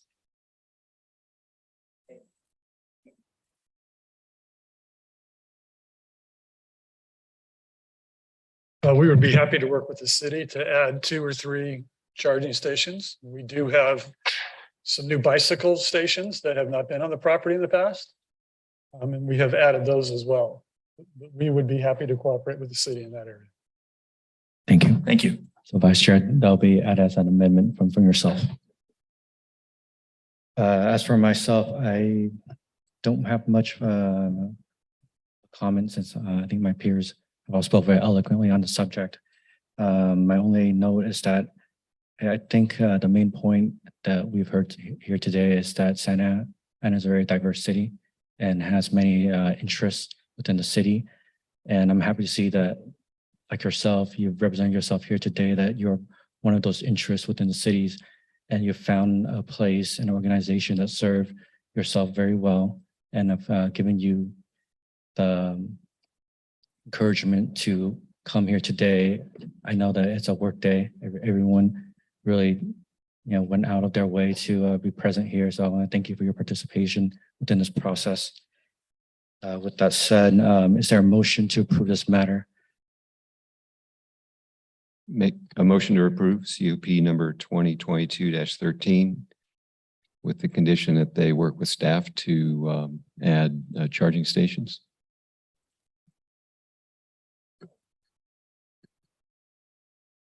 There's a second. Second. We have a motion from Commissioner Morrissey and a second from Commissioner Alderete. Roll call vote. Commissioner Alderete. Yes. Commissioner McLaughlin. Aye. Commissioner Morrissey. Aye. Commissioner Wu. I abstain.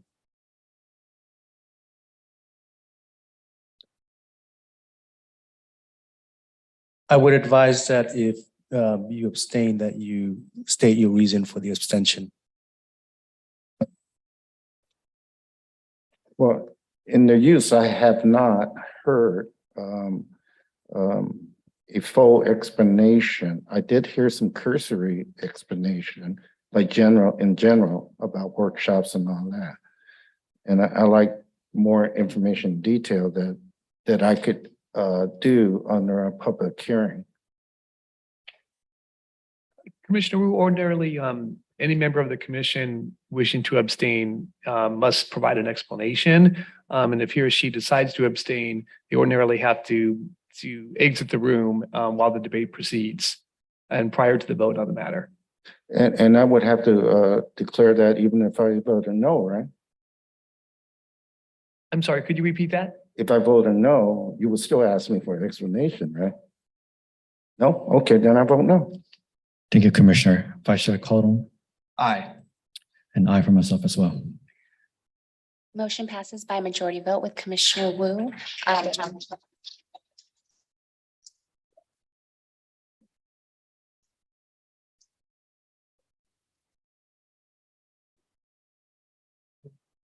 I'm sorry, can you repeat the vote, please? Motion passes by majority vote with Commissioner Wu dissenting and Commissioner Ramos absent. Thank you. And congratulations.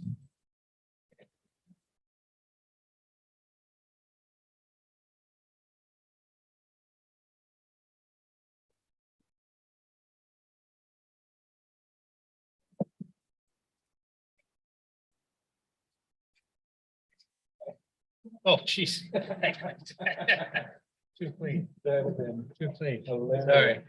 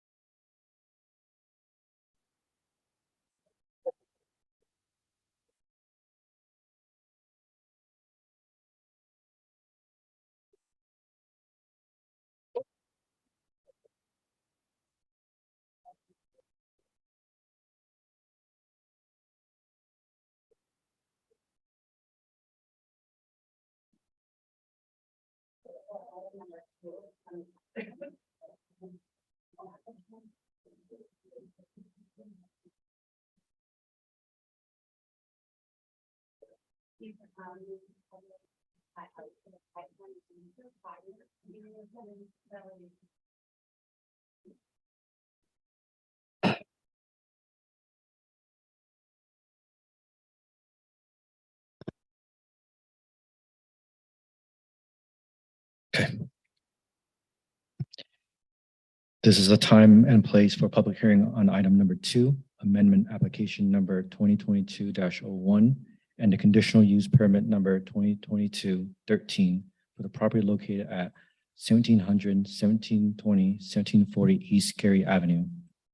Please note, decision on this matter is final unless appealed within 10 days by any interested individual or party. Before we begin, do any of the commissioners have anything they wish to disclose with regard to this item? Commissioner Alderete, I have nothing to disclose. Commissioner McLaughlin, I have nothing to disclose. Commissioner Morrissey. Can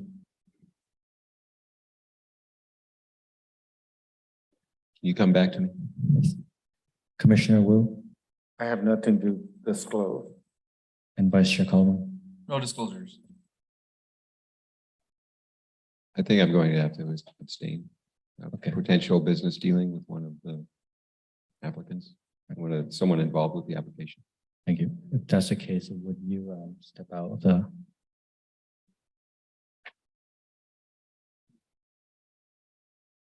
Commissioner Morrissey, I realize you indicated you were abstained, but was it your intent to recuse yourself from the proceedings or abstain from them? Or recuse myself.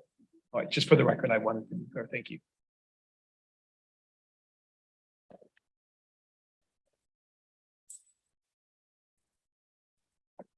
And now we'll have a presentation from Ali.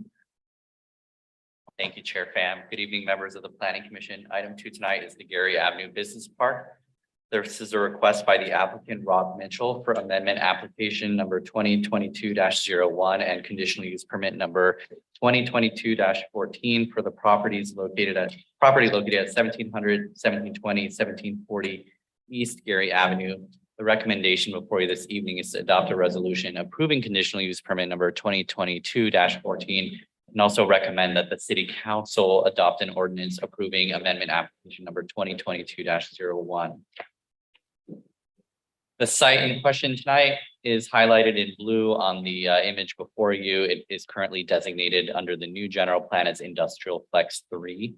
It has a zoning designation of professional or P and is surrounded by professional offices, vacant property, more professional offices, and the 55 freeway. The site photo displays the site as it appears today. It's developed with the 3 professional office buildings and surface parking, as well as landscaping and other improvements. So the project description, the first action that you would be recommending to City Council, if so approved, is to rezone the property from professional to light industrial M1. The project development itself would entail demolishing the 3 industrial office buildings that were constructed between 1972 and 74. They total approximately 105,000 square feet. And in their place, to construct a new 91,500 square foot industrial building that'd be designed for potential occupancy by 2 tenants and for a variety of industrial purposes, including the possibility of distribution, which would be subject to that conditional use permit application. The project would also include site improvements such as new parking and paving, landscaping, and street improvements. This rendering shows the site as it would appear if built. To be viewing from the 55 freeway toward the project site. And this site plan displays the site plan proposed for the site. So access would be provided from two driveways from Gary Avenue. The first, westernmost closest to the 55 freeway, would lead towards what would be basically public parking with several ADA spaces closest to the office and mezzanine areas that would be built for the tenant, as well as more employee parking. And then wrapping around the back, you have a service yard and loading docks. And then continuing up again on the east side of the project would be more surface parking, as well as another driveway back onto Gary Avenue and more ADA parking spaces for the secondary office and mezzanine tenant space. This floor plan shows the building, if it were subdivided for use by two tenants, totaling 91,500 square feet, as well as the 10 loading docks in the rear. And the landscape plan before you illustrates the proposed landscape improvements. Notably, the landscape plan has been designed to take into account the 55 freeway widening. So when looking at the left-hand side of the image or the west side of the image, that is a landscape area that even if the freeway were widened there, the site would continue to conform to light industrial zoning standards, which is the proposed zoning for the property. These elevations show the proposed buildings designs. So architectural elements have been proposed to enhance the building's presence along the 55 freeway. The site is highly visible from the freeway. So the applicant went through extra steps to include alternative building materials and color palettes and a more contemporary industrial tech architectural design to speak to the variety of industrial users, including distribution, but also manufacturing that could tenant the building. There's also higher quality building elements such as taller material panels, window heights, ceiling heights, building heights, all to sort of enhance the building's presence on the freeway. So in analyzing the project, the first component to look at is the zoning designation that's proposed. The proposed light industrial zoning designation is more of a consistency action to bring the site zoning into compliance with the new general plan or consistency with the new general plan. So the M1 zoning designation would be consistent with the new industrial flex 3 designation. If the site were to be rezoned to M1, then the design that's before you this evening would conform to all of those light industrial standards. Secondly, the site plan has been designed to reduce impacts on surrounding properties. The loading docks are oriented towards the south, towards that vacant Alton Avenue right of way, which is away from adjacent properties. And even if that Alton Avenue bridge were ever constructed over the 55 freeway, it would be designed in such a way, the site would be designed in such a way not to be impacted by that construction. Thirdly, the site and the building have been designed for a variety of industrial uses. These include distribution, which would be allowed by that conditional use permit. But in addition, just general warehousing, manufacturing, research and development. The building was built or is designed to be flexible to accommodate all of these uses. So specifically, the amendment application that you would recommend to City Council would allow the site to be rezoned from professional to light industrial, but the conditional use permit is being requested to allow the flexibility of the site to be operated as a distribution center if that tenant type were identified. The conditional use permit itself, as detailed in the staff report and resolution, is consistent with various goals and policies of the new general plan. These include land use element goals 2 and 3, which encourage a balance of land uses and compatibility of uses, as well as Appendix A to the general plan land use element. This appendix specifies the types of general uses and development standards for properties that are subject to the new focus area designations by the general plan. In addition, in the resolution for the conditional use permit, there are proposed conditions of approval to reduce or address the project's impacts onto surroundings. Some of the more salient conditions include the prohibition of idling trucks on the property or nearby roadways. This is intended to address noise and air quality concerns. as well as requirement to have an on-site manager's information posted on site so that if there ever is an issue with trucks or noise or anything, that the information of the on-site manager is readily available to address those concerns. Requiring all business activities to take place within the building. So as with any other industrial property, outdoor manufacturing or processing, anything like that would not be permitted.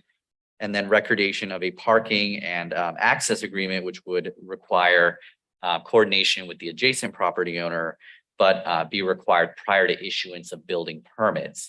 So that would give the applicant and any adjacent property ownership ample time to continue any sort of private negotiations taking place to finalize any terms of access and parking reciprocity.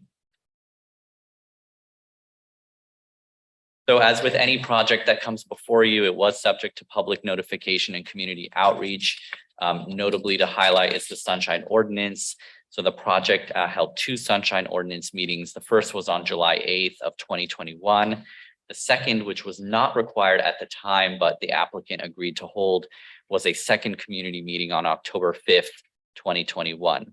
So as a result of the initial meeting, the applicant received feedback from adjacent property owners that the initial design, where the loading docks were initially going to face east toward the adjacent property, that was communicated to the applicant that was not a favorable design, and it was suggested that the loading docks be oriented clockwise, rotated clockwise to face south.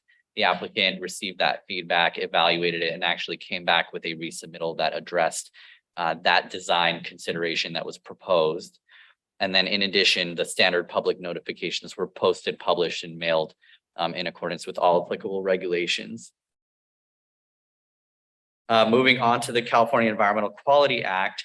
So this project was evaluated and found to be exempt pursuant to section 15183 of the CEQA guidelines. So this is a type of exemption that was that is in the CEQA guidelines. It's basically an exemption that requires preparation of what is called an initial study, a full initial study checklist.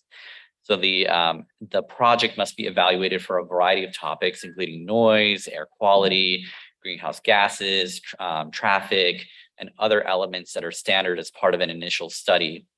And every single topic was evaluated and found that the project is consistent with the new general plan environmental impact report. So specifically, these findings that have to be made for this type of exemption include, firstly, that the project is consistent with the density established by the general plan and or zoning for which an EIR has been certified. So in this case, the recent general plan and its EIR were adopted and certified earlier this year in April. That general plan actually anticipates developments that are more intense and of a higher density for this site. So they can allow up to floor area ratio 3.0. This project is coming in below that at 0.45, which is typical for industrial developments. Secondly, the initial study and the evaluation must demonstrate that there's no project-specific effects that are peculiar to the specific site or the project that were not evaluated by the general plan and its EIR. And in this case, again, the completion of that full initial study checklist indicates that there's nothing specific about this development that's before you that was not already contemplated by the general plan and its EIR. Thirdly, that there's no potentially significant offsite and cumulative impacts that the EIR for the general plan failed to evaluate. In this case, again, this project was fully evaluated in the context of not just the site, but also the region. So any environmental analysis must take into account other projects that are taking place or approved in the area. And as with any other project, that analysis was performed and it's still found to be consistent with that exemption. Lastly, that there's no significant or substantial new information that has come available since the general plan EIR was certified back in April that would basically change the sort of context and setting of the project. And between April and now, no new information has come to light that would affect that sort of analysis that requires a reevaluation of this type of exemption. Lastly, that the project is able to undertake the feasible mitigation measures that were specified by the general plan EIR. Again, there's nothing in the general plan EIR and its mitigation monitoring and reporting program that cannot be addressed by this project. So because it is able to, it's therefore not having to do anything above and beyond that's extra. So lastly, just to summarize, when one reads the CEQA guidelines for section 15183, the language states that CEQA mandates that projects which are consistent with the development density established by the general plan policies for which an EIR was certified shall not require additional environmental review, except as might be necessary to determine specific significant impacts that are peculiar to the project site or this site.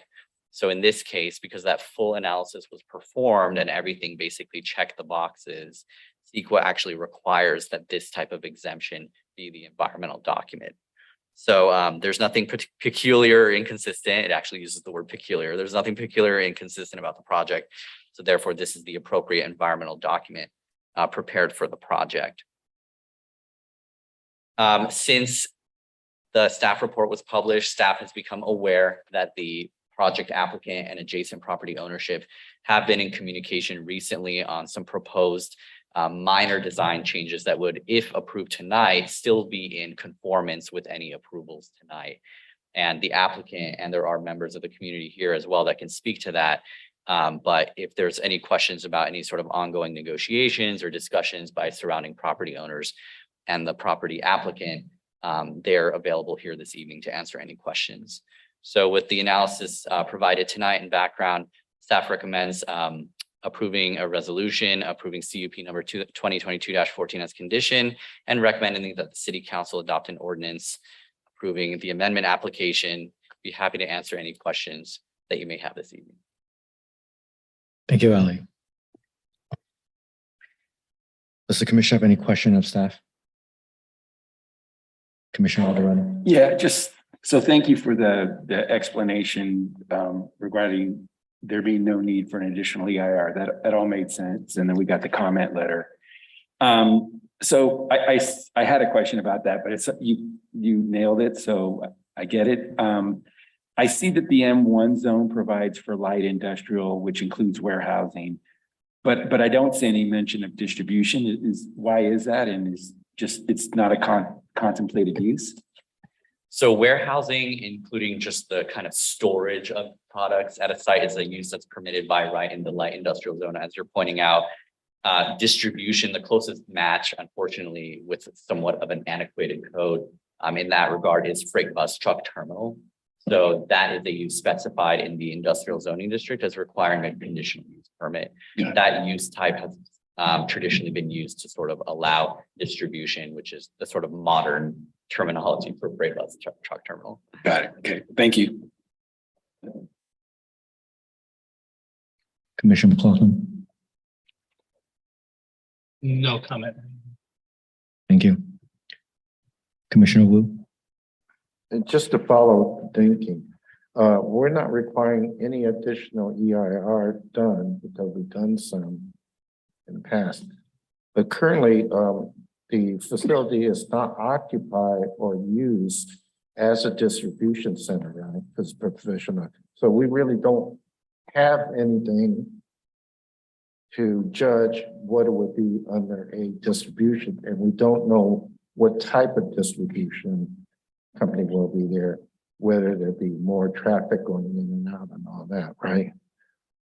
Correct. So the site today contains those three professional, sort of quasi-professional office industrial buildings.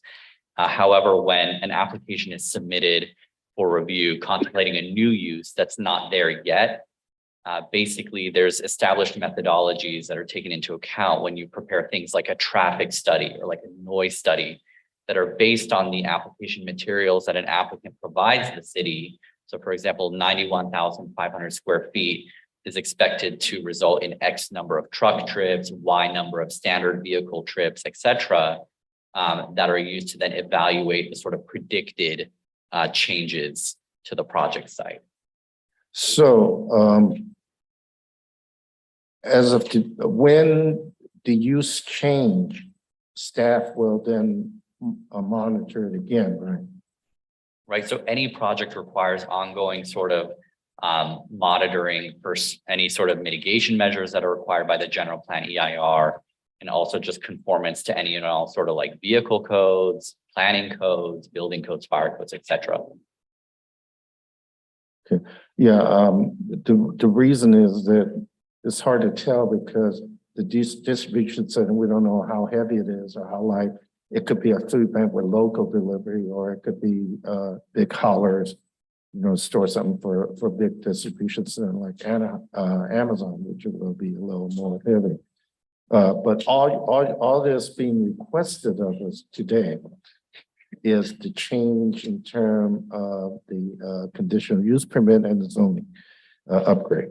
Yeah, okay, thank you. Thank you, Commissioner. Vice Chair. I have no questions or comments. Thank you. Just have one question. Has there been a change of use similar to this parcel within the area of recent, or is this kind of your first? To my knowledge, this is the first recent sort of request for a conditional use permit to allow distribution before the commission in some time. However, it should be noted that there are other zoning districts that may allow distribution activities without the need for a conditional use permit. So that could be why they have not come before the planning commission. And lastly, the closest sort of analogous large format warehousing type facility that I can think of for the commission's benefit is the one constructed by Shea at 666 East Dyer Road. That was the collection of 9 industrial buildings totaling 455,000 square feet. Those were a by right project because they were mostly for warehousing and manufacturing. Shea did not anticipate any distribution uses at that site. So they did not request the conditional use permit. In this case, touching on Commissioner Wu's points, the applicant has designed the building for a flexible variety of industrial uses, but because the worst case scenario could include a distribution use, that's why we have to evaluate the conditional use permit and the environmental document that goes with it. Thank you. There's no other comments. Have we received any written communication? Yes, 3 comments were received. Those were distributed to the commission and those are posted on the website as well. The public hearing is now open. Would the applicant like to speak on the matter?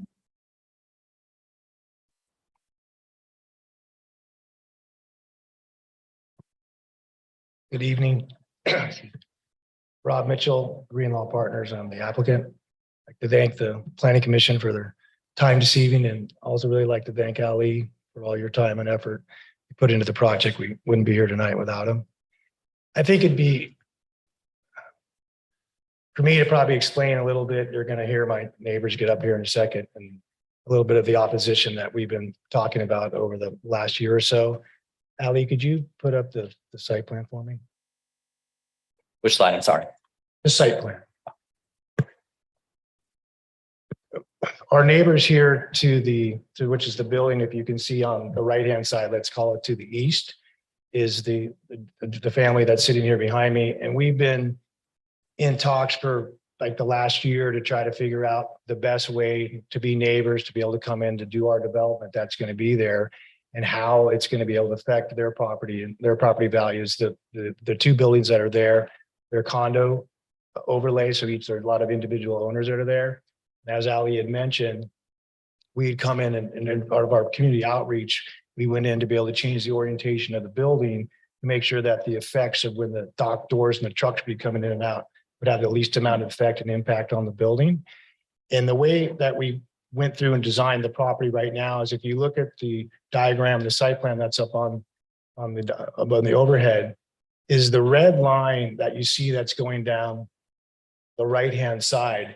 That's the property that's going to be, that's actually the new property line that's going to be coming down. And on the bottom right-hand corner, if you see the parking spaces, which is the overlay of the shaded area, that in fact is still on our property. And what we're doing to be replaced some parking spaces that we're going to be taking away is with some shared parking spaces between the 2 properties. We're providing, it only shows 9 spaces here, but we did a redesign. We're going to be adding an additional 11 spaces that will be exclusive spaces for the property owner next door. And by doing that, we're going to give them a perpetual easement on that shaded area that's in between the two properties. So that in fact will be part of the neighbor's property.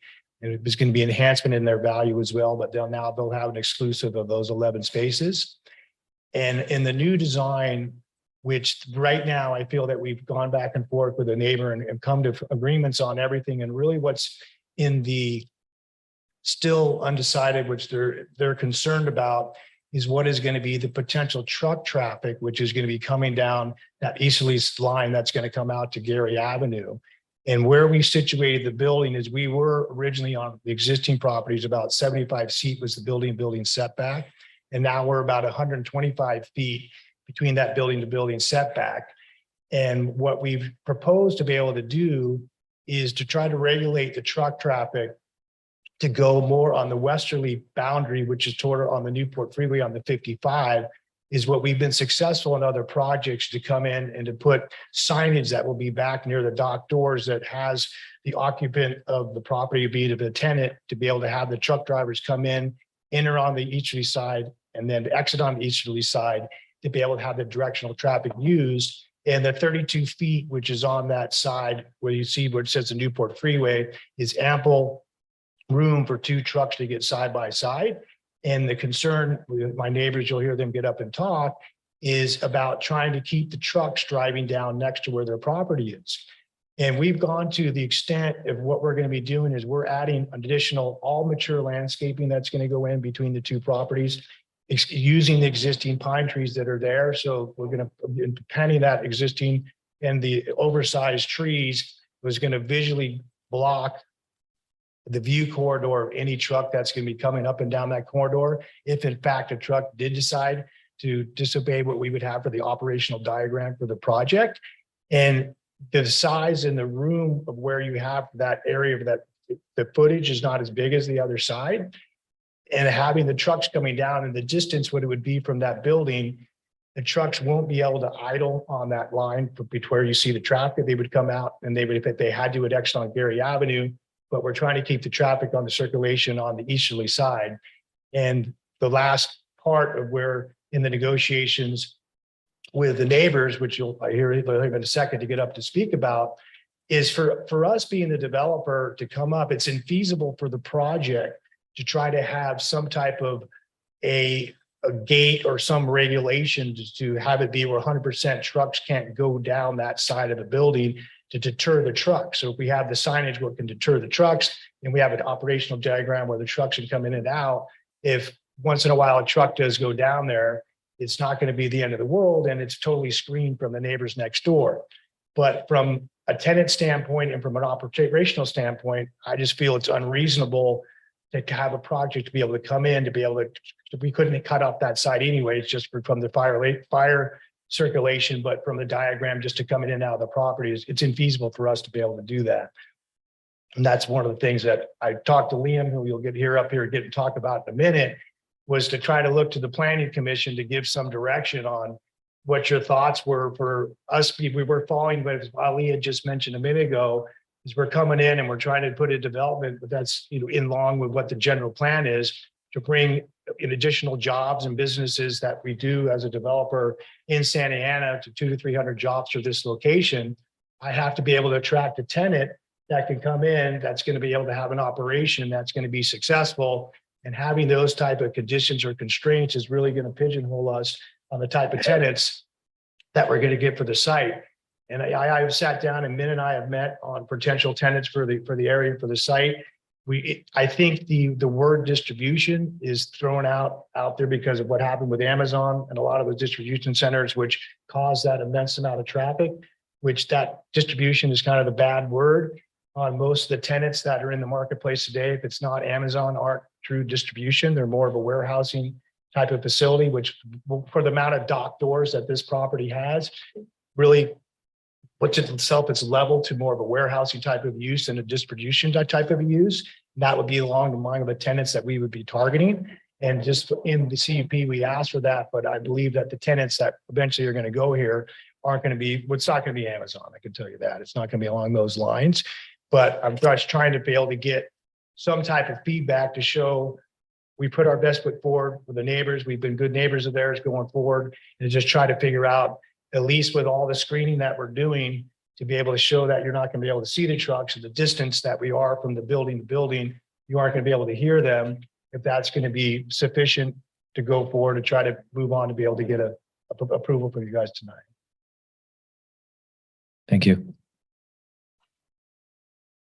Does the commission have any question for the applicant? Commissioner Alderete, No questions. Commissioner McLaughlin, No questions. Commissioner Wu, No question. Vice Chair Calderon. No questions. No question for myself as well. We'll now take comments from the public. I know that there are a few parties present to speak on the matter. We have Mr. William Stevens, who'll be representing himself, as well as Gary Plaza Office Park.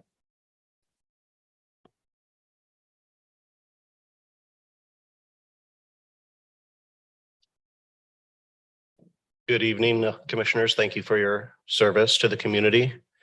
My name is William Stevens. I own 8 offices at Gary Plaza. Presently, I occupy 18 Gary East Avenue, number 117.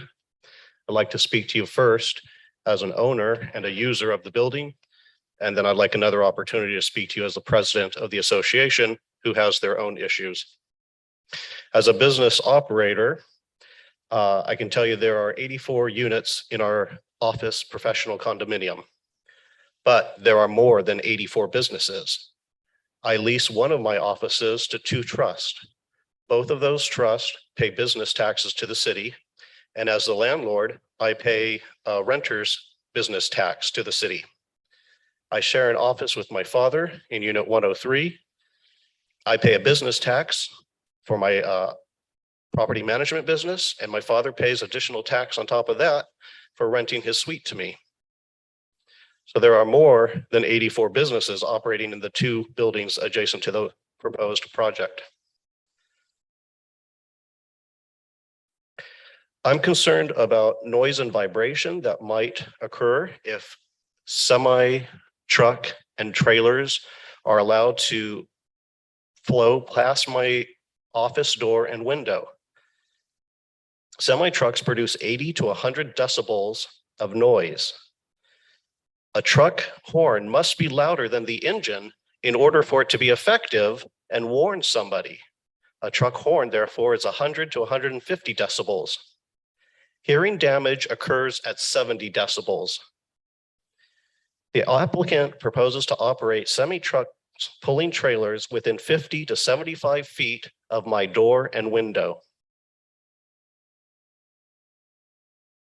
The noise and the vibration will prohibit me from concentrating on my work, programming computers, and doing complex accounting for my clients. As a business operator, I ask that you disapprove the CUP and the amended application, and the developer and the neighbors can continue negotiating until an acceptable CUP and application can be submitted, thereby having all parties a reasonable opportunity to operate within the city. I'm also concerned that there will be a massive drop in my property value. Who's going to want to rent a professional office from me if there's truck trailers driving by all hours of the day? I don't see anything in the conditional use that limits the hours of operation.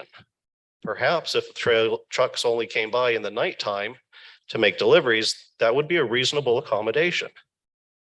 We do not oppose signs. However, they may not be effective. Currently, there is a car repossession business operating on the property. And we've asked that those operators do not pass by our fence. They have been means have been ineffective. They continue to park on our property. Some do park off the property and walk onto the developer's property, and that is requested, but many do not. Thank you. Thank you. Do you have any questions as an owner for me? No, this is time for the public. Yes, Here. okay, I didn't know if you had any Respond. questions, because I raised some good points. I'd now like to address you as the president of the association. Gary Plaza Office Park Association is a stakeholder in the property subject to the application. The association holds an easement recorded in the public record. We are a partial title owner with rights concerning the property. Our easement crisscrosses the entire property, nearly blanketing it, giving us the rights to access the property in many, many areas. The applicant does not have the right to develop the property as proposed. We have rights on the property that are being imposed upon. The easement is used daily. The association is currently developing. We have made some good progress. We now ask that simply the developer prohibit by a physical means of a traffic barrier, limiting the trucks, only asking that the trucks pulling trailers being limited to not pass between the buildings on the east side of the proposed warehouse. I've spoke with Jonathan Hobbs from the Orange County Fire Authority by email. He has indicated that a physical barrier would be possible so long as it's subject to guidelines, OCFA guidelines B09. There would be minimal cost to erect such a barrier. If you look at the packets that I prepared for you, I'm a mechanical engineer licensed by the Consumer Affairs. I've developed a very simple mechanism that prohibits trucks pulling trailers to pass between the buildings. Passenger vehicles could go underneath the bar, just like your cars go into a parking structure.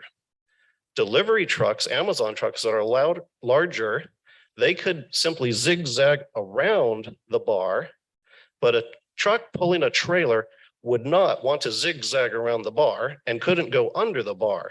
So a very economical and feasible device could be used to make all the parties happy. The use that we've heard proposed for one half of the warehouse is for a blood storage and delivery. We do not believe this use is allowable in the M1 district. Concerning the ERR exemption checklist, naturally, if you are changing from a professional use to an industrial use, there would naturally be consequential changes. It does not seem likely that there are no impacts, as the environmental exemption checklist states. There are numerous areas of impact.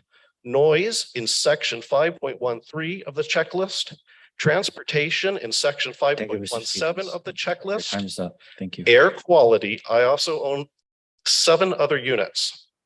Air quality in section 5.3. Stevens. And Your it is a time's up. biohazard, which are not allowed in this particular zone. Please examine your packets. I have indicated the location of a physical barrier that is a reasonable accommodation to mitigate the adverse impacts. Thank you very much. Thank you. If you have any questions, I'd be very happy to answer them. Again, this isn't the time to discuss questions. Thank you.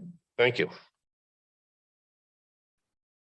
Our next speaker is Mr. Jack Stevens. Since you're representing yourself as well as the association, I would like to note that we'll limit your time to 5 minutes between the two requests of speak. Yes, I have occupied the premises since the early 1970s. So, and there are a lot of people in that building who have been there actually longer than I have.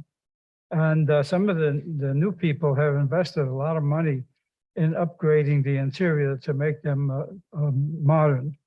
And so, we have a real interest in making sure that we're able to continue our businesses. We've been here for a long time.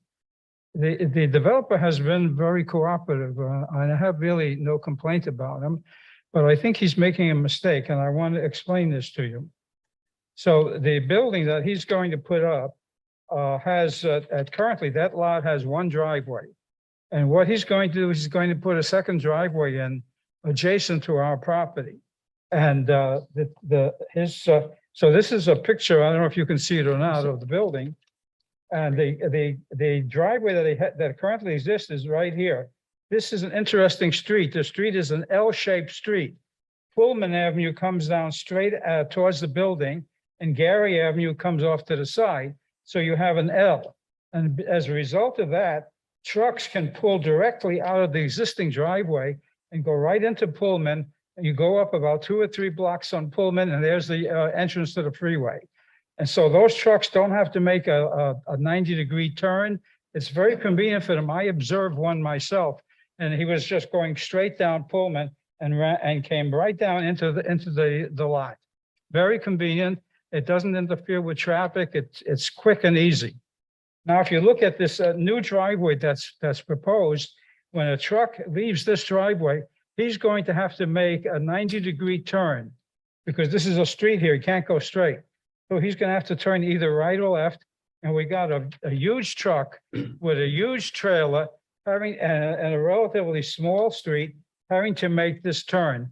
If I was a truck driver, I wouldn't want to do that.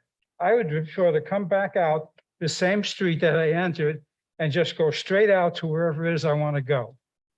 So I think it's actually reasonable just on the basis of that alone, with the problem of a huge truck curtailing the traffic in the street.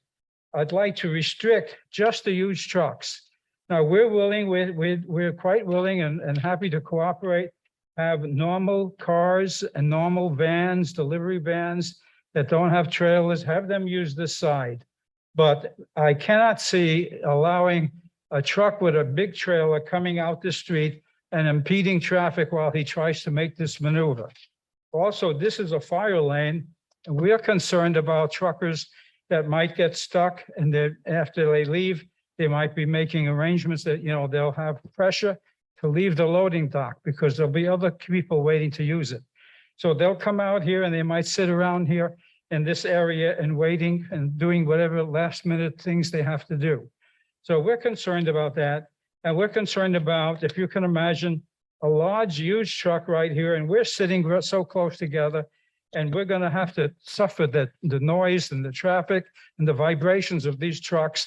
There really is no reason for it because they have a much better way to just go out this way and go straight up Pullman and go wherever they want to go.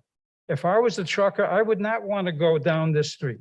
So I really do object very strenuously to the idea of large trucks with trailers circulating around the building.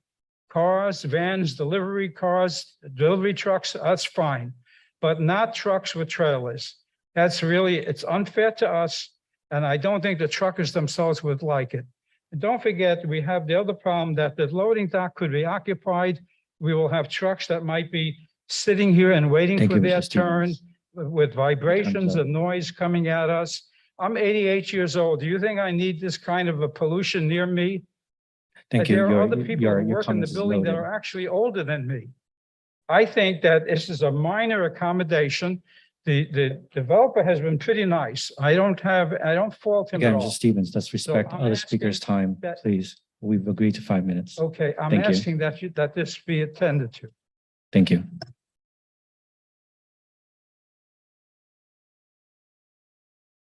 Our next speaker is Carol Stevens.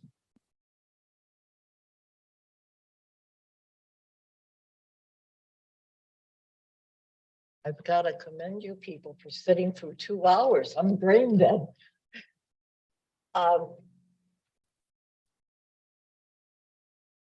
When we bought the property, we were zoned, we were told we were business, professional, and would not be changed. This changes the whole complexion of the offices. They're going from office to industrial. People who are looking to be a small business, which what we are, this small business complex, they are not going to want to move into our complex anymore. It's like when you buy a home, you don't say, gee, I want to buy a home where lots of trucks go by. I want to listen to the noise and smell the fumes. When you're a small business, like our complex is, it's almost like a home. They want it to be nice. They want it to be pretty.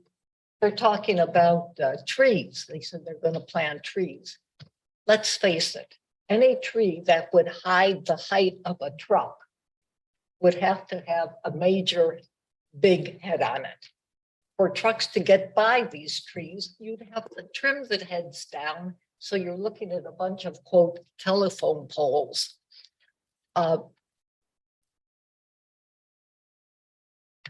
It is dangerous. The driveways we have are small. They're made for cars. They're not made for large trucks. And having these big trucks there is more dangerous, and it would be harder to ride because the trucks will be lined up. It will almost become a parking lot, even though they're waiting to get in, they're waiting to get out. I see that it's zoning now is M1 and industrial use.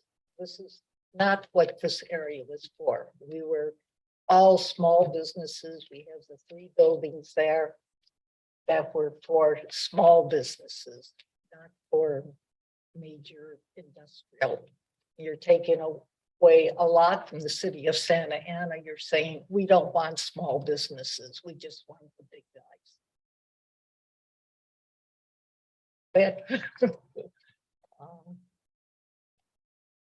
Okay.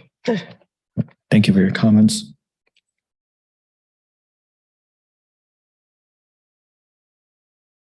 there anyone on?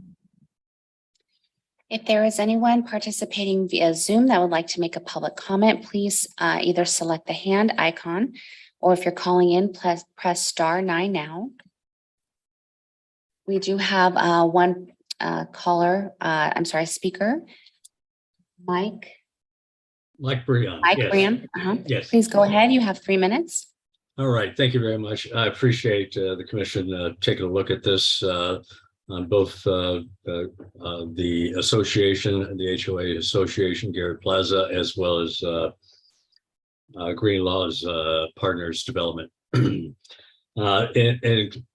In short, I'll try and keep my comments short. I've provided a letter of comments through my company since we were just brought on in May of 2022. So hopefully all the commissioners have received a copy of that letter.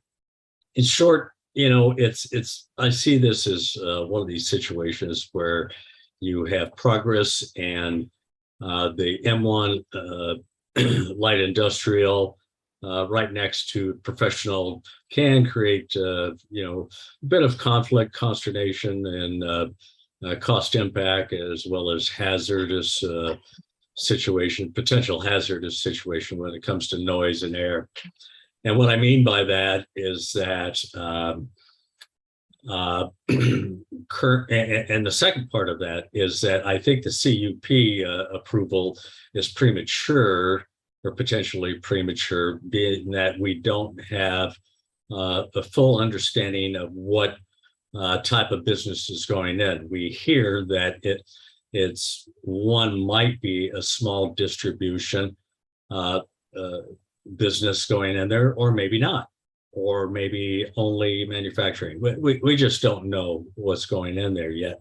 And to go ahead and approve for the CUP at this point in time may be premature.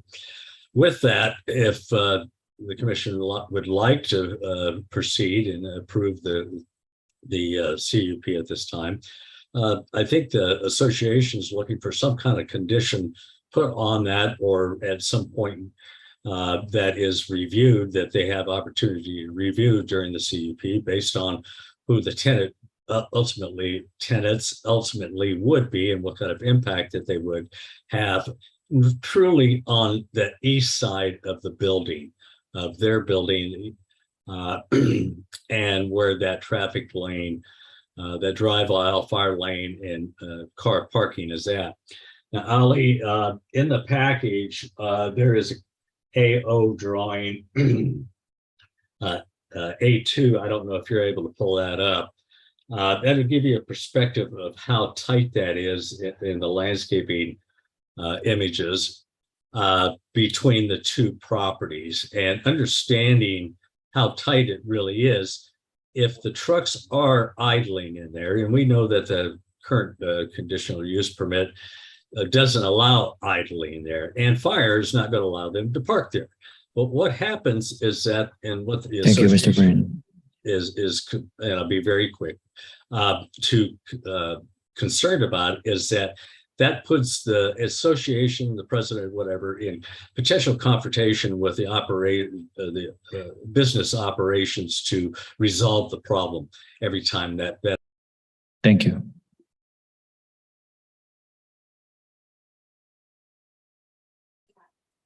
We do not have any other callers.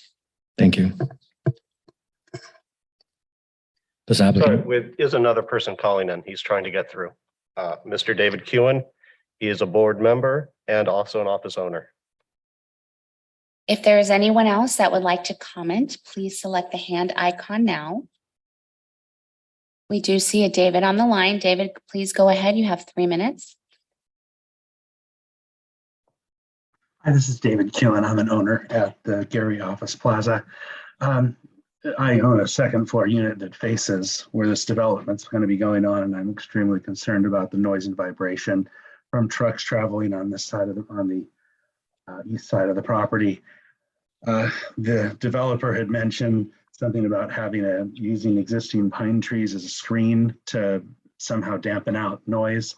There's no consistent row of pine trees that's currently existing there, so I'm unclear as how they would do that. I'm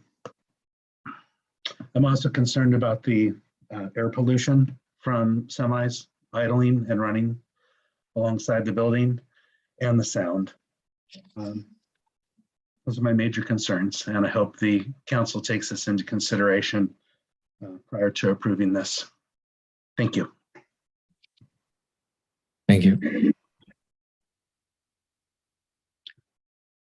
Sorry, I also believe the association's attorney, Ms. Lutheran, is trying to get through as well. There is anyone else on the line that would like to comment? If you're participating via Zoom, please select the hand icon. If you're calling in, please press *9. We'll wait a few seconds.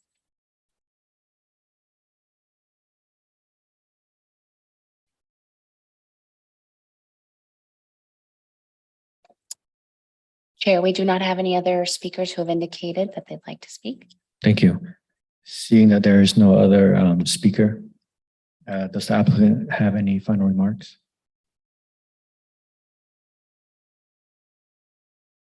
I just wanted to comment that we've been in the process of trying to negotiate for a year or so, and Liam and his family and all the owners next door have been great. I just want to point out that, the property, it sits on the 55 freeway. When you're talking about pollution and noise and everything else that's going on, it's within a couple 100 feet of a freeway. And we're just trying to be able to have an operation to be able to attract a viable business in a zone that is falling in line with what the general plan is.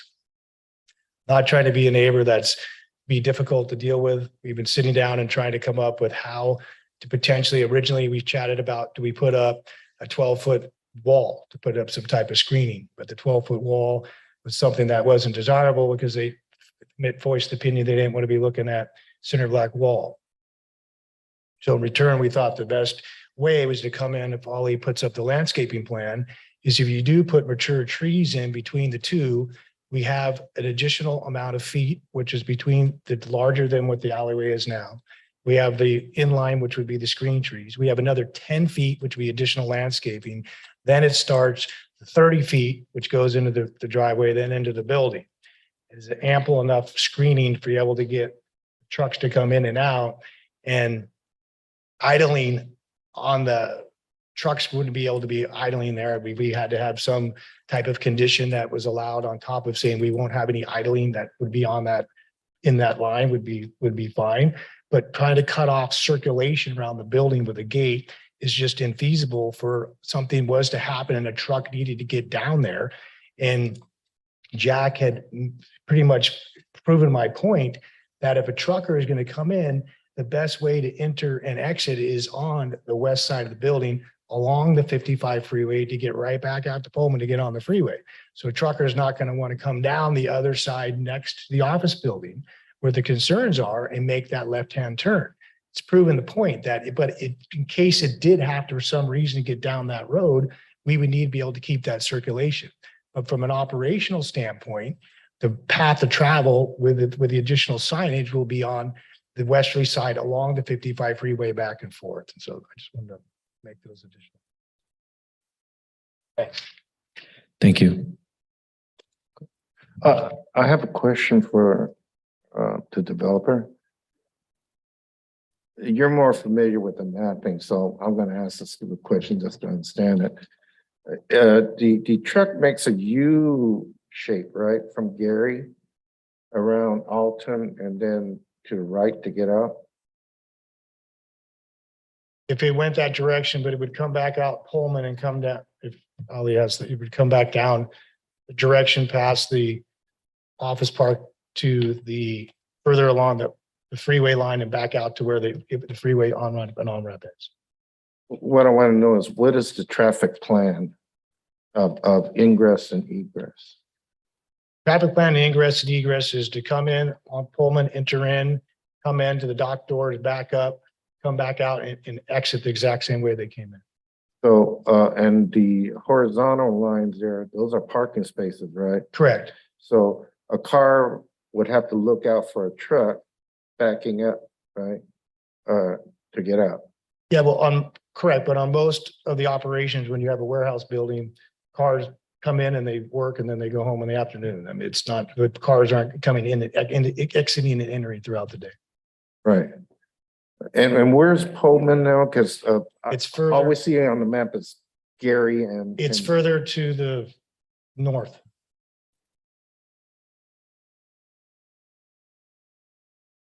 That way, correct. Oh, okay. So it's adjacent to the Freeway. 55. Okay. Okay. Thank you. Thank you, Commissioner. I don't know if you would allow me to speak to some of the comments that the developer made concerning your questions. Unfortunately, this is the time for public. Sure, but you want to have discussions the is best over. information when making a decision, I would think. I've been on the property for 20 years. I'm Right, very but familiar this with is not the time. traffic patterns. You've discussed that you've been in talks with each other and privately. I don't think this is the best time to. Would I, since I own multiple parcels, would I be able to speak for each parcel or may I not speak? Mr. Stevens, you've filed a request to speak. We've allowed you the time and the place to speak. Right. As But I of own as of multiple now, as parcels adjacent to the Mr. property under Stevens, consideration. I've been very clear. You've been Okay. given the I opportunity to have a lot to speak. say. Not that I don't have anything against anybody. I just, there's a big project, has a large impact on the neighboring property, and it's a condominium that neighbors it. It's not one single person or house. You know, you just approved a conditional use for the church. The church is right down the street from us. So we're gonna have a lot of traffic coming through there, and we're gonna have a lot of trucks coming through there. And we already have impacted traffic backing all the way up to Deer Mr. Street. Stevens, I understand, but like I've stated before, you've had your opportunity to speak amongst I yourself. appreciate that. I just have more than 3 minutes. I understand, you know, when you got a large crowd with the church and you got 50 people that want to speak, you got to limit them. But we got 3 people here. There's no reason to limit the speech to just 3 minutes. I understand, but the protocol, as I've stated before, is that each All right, person have respectfully, 3 thank minutes you. to speak. Thank you.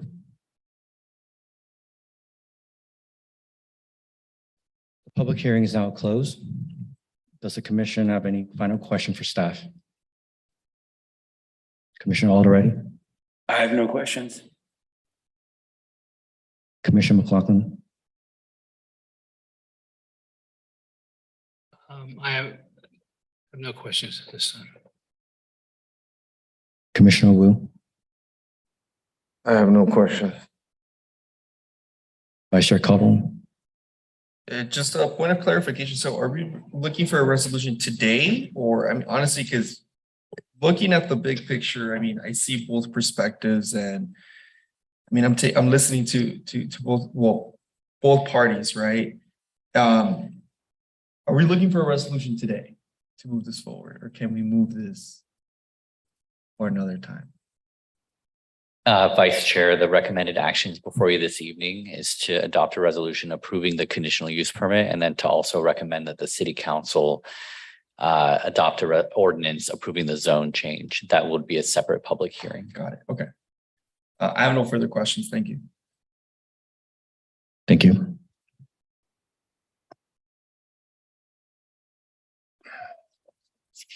Commissioner McLaughlin.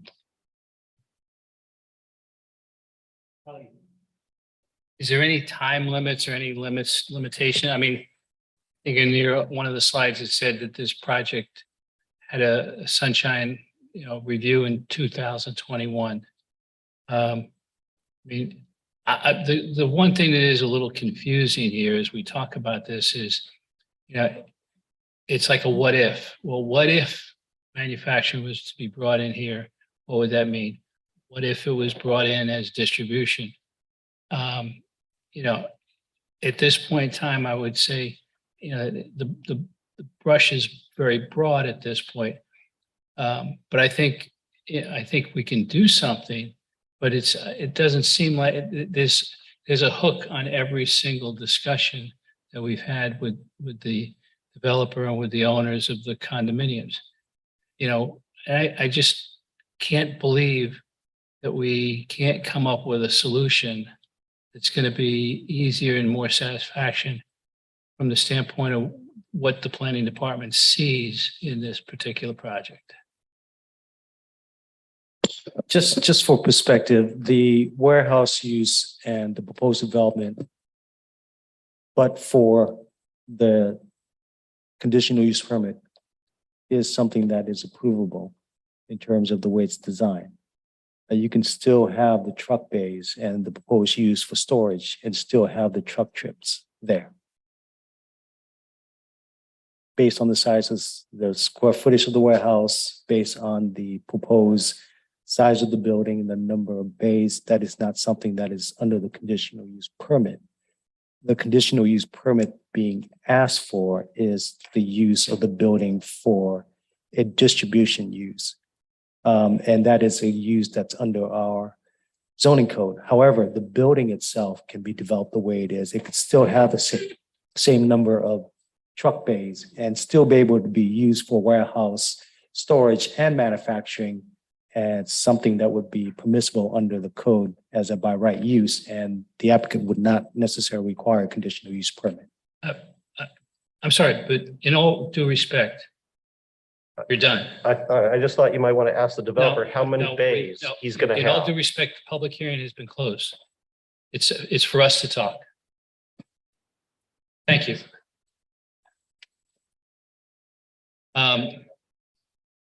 So the industrial use is what you're saying is what is going to be covered under the CUP? They're under the M1 zoning, which is something that the general plan is looking to move forward in terms of a future. The applicant in this case is advancing for this one particular property. But as an industrial flex use, the M1 zoning is deemed as an appropriate zone for the area. Under the M1 zoning, there are permissible by right use that could include warehouse storage, manufacturing, certain amount of office use. The requirement for conditional use permit in this case is for a distribution use. But that's the use of a building. The building can still be developed the way that is proposed if the planning commission approve it as part of the zone change and site development. Conditional use permit is for the strict operation of a distribution business. Explain to me that, Ali, you said it once, you said it early on. How are you defining distribution? So the closest match in the zoning code is called a freight bus truck terminal. A freight bus truck terminal is defined as a facility where large format trucks, not like vans, not passenger vehicles, but trucks routinely come as if it's like a beehive, right? They go out during the day and do their thing, and then they come back in the evening and they get, either recharged with goods, reloaded. This may include vehicle servicing. In this case, the applicant's proposing just that first component, which is. So you're defining it like a terminal, which would be like Old Dominion has a terminal, and they've got 60 bays that they just pull stuff in and drop and take stuff out all day long, 24/7. Yes, except just to clarify, this project would not have 60 bays. It would have 9. I understand, but I mean, I'm looking at the 60 bays that's why it's called a terminal. I mean, one of the challenges that's happening right now in the supply chain is that warehouses where they were bringing stuff in one week and dropping and taking it out the next week, that's kind of slowed down. So what's happening is these are becoming more storage facilities than they are terminal facilities. Now, the definition doesn't impact either of those. Our code, as our staff indicated, will need to be modernized with the update of the general plan, and we are in the process of doing that. In the current status, that is the most appropriate definition that we have for this type of land use. So we missed that page, is that what you're saying? We didn't miss it. We just need to catch up to a general plan. Okay, all right. Mr. Chair, can I follow up a question? Because I was having the same, trying to grasp the understanding. We're going from a big leap from professional office zoning, right, into light industrial. And then the second part moves it up to possibility for a distribution center. So between professional office to here is it's a big thing. Okay, so in your examination, you're allowing for that use, and then we did not hear a complaint saying we're against that, but we did hear need to mitigate certain things so that we could be compatible residents, right?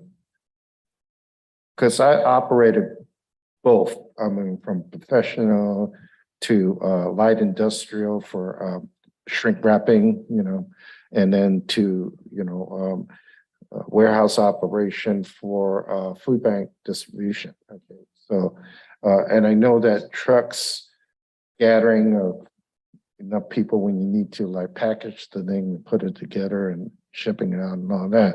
So there's some quantum leaps there that I don't know how you are looking at it and making the recommendation. And forgive me, I'm not trying to attack you, Ali. I just really try to understand. I think what would be helpful if the commission can look at the proposed site development as a use that is being considered under a conditional use permit to whether or not it is appropriate to be located at this location. And if it is, then you would want to look at whether or not it has external impacts to adjacent property to the roadway system, that conditions can be imposed to address that. The condition imposed by you could address some of the concerns, or if not all of the concerns that are brought up by the neighbor. I think if the commission can look at it from that perspective on understanding and hearing the issues and working to formulate conditions that can address those issues. Now, if the applicant is unable to meet those conditions, they have the opportunity to also potentially work through those conditions and be able to address it from a technical design standpoint. If not, they can also appeal. I think at this juncture in the process, what I've heard, at least what the applicant have said, is that they have worked through their reasonable process to address the neighbor's concern, and they have come up with their best and final design. It is going to be incumbent upon the Plan Commission to evaluate whether or not additional conditions should be imposed to address some of the concern that they have brought up. And to be fair, the difficulty is the existing use as professional office is compatible. Right? So if we were just to judge today, that was it. But we're proposing something in the future for plan for anticipated use, of which we really don't know what type of business. We do know We do. it's a distribution. They have a conditional use permit for a distribution location. What that means is that potentially under the conditional use permit, this property and the building could use for storage of goods, receiving goods, and also for distribution of goods. Yeah, but the volume we don't know because we don't know who the tenant would be, right? The tenant in. Or do we? Going back to the purpose of a conditional use permit is to address the use of a building. It does not necessarily address the tenant type. Right. So a tenant from a land use perspective is not something that the impact of, a specific tenant is not something that would be considered as long as they are considered a trucking terminal or distribution service, whether it be Amazon, whether it be FedEx, it would fall under the Right, it falls distribution. under the guideline of what it could be possible. Correct. Connecting it back to what Commissioner McLaughlin was saying, we don't have a guidance there on the general plan, right? We do. The general we do. plan has designated as industrial business flex with deeming of an appropriate potential zoning, which we will need to change in process, is M1. So when the a tenant is going through the process of leasing or renting the facility, there will be another review by planning staff. Okay. Correct. Which will take in the concerns if we delineate what the concerns would be. Under the conditions, correct. Right. Under the condition that we know that's moving from a professional to a light industrial. And the industrial, we could say, mitigate some sound, make sure the ingress and egress does not impact the surrounding offices, right? And condos. What the technical staff have shown is that there are a number of truck trips that will come throughout the day with specific threshold for identifying issues at the AM and PM peak hours.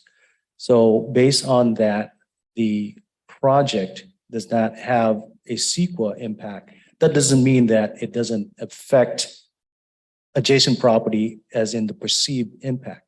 What you're looking to address are perceived impacts that could be addressed, such as noise, such as turning movements, but they do not, but the project itself, based on the projection of trips, the types of trips, the turning movements, do not have a measurable impact that is considered significant under the CEQA threshold.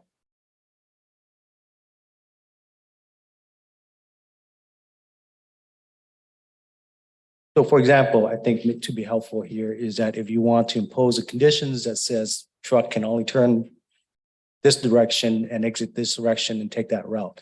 If you feel that those are appropriate on the project, you can evaluate that if you believe that the impact presented to the adjacent property are significant enough that needs to be addressed.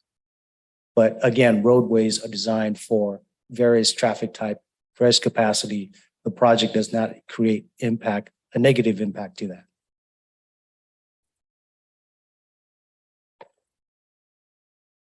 Commissioner Wu, is there any additional comments? Yeah, thank you. Thank you. Yeah, I share, did I come to you already? I mean, I just wanted to make a comment, I guess, regarding the situation. So with signage, can we make something that says like no left turn, just an example, no left turn from like 8 to 5 p.m.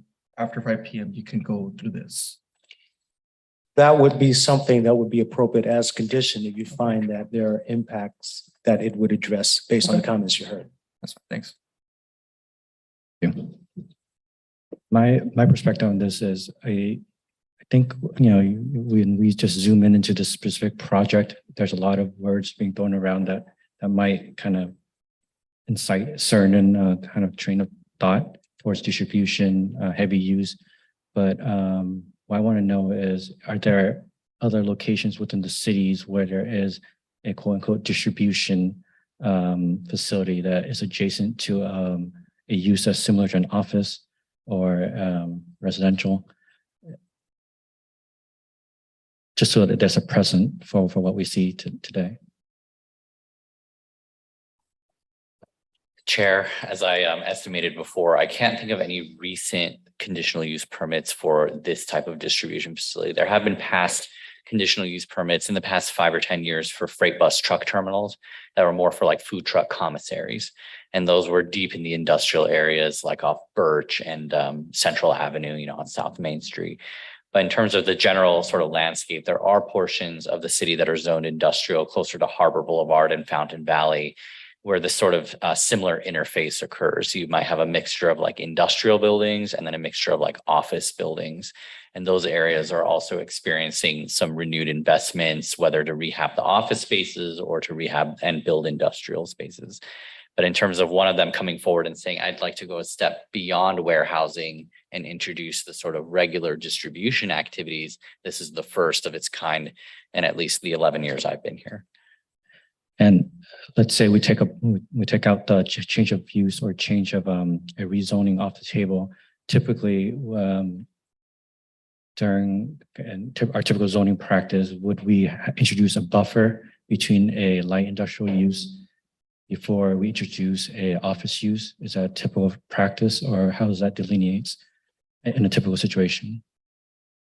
Traditionally, in many cities, a sort of professional office zone or like a commercial office zone is seen as a buffer between a industrial area and a residential area. In this case, there's no like residential area, but I think traditionally like a professional office zone where you anticipate an 8 to 5 daily workforce is seen as that type of use buffer. That's why the zoning practice exists in some jurisdictions, including in Santa Ana.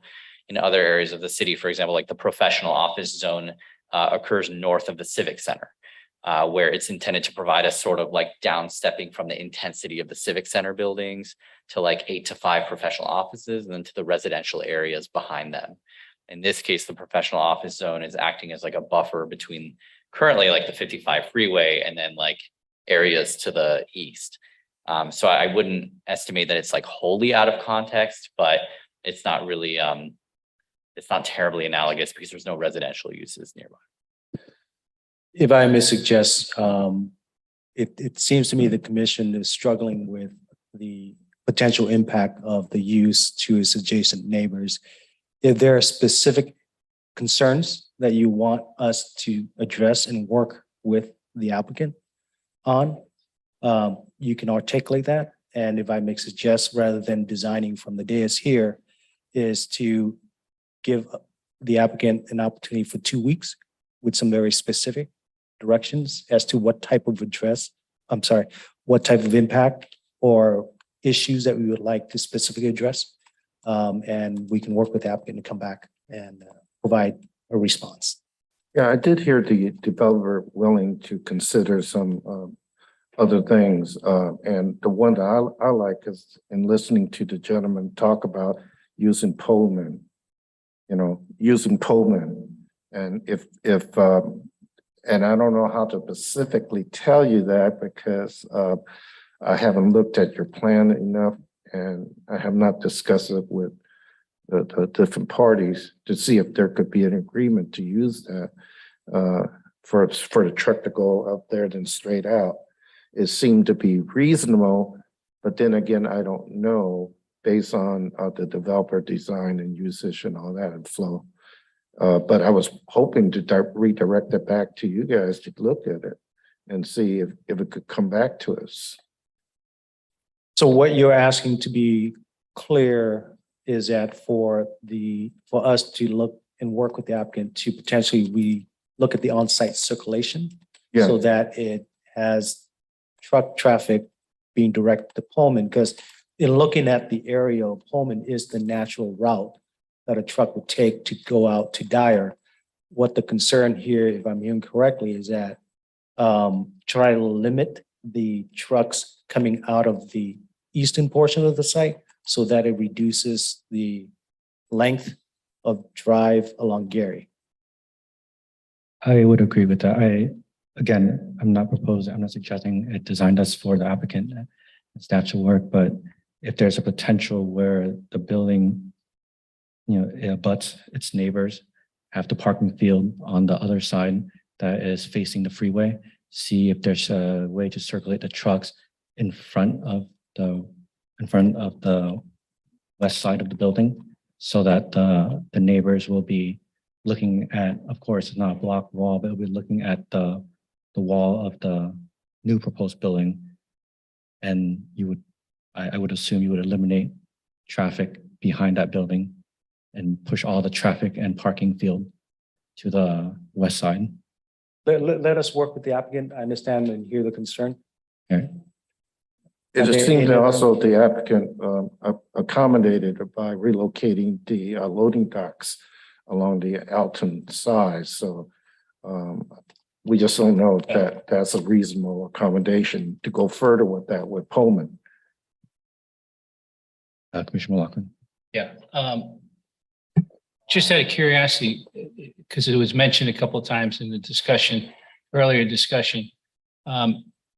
These are condos, they have an HOA, and I'm assuming they're gonna have CCNRs.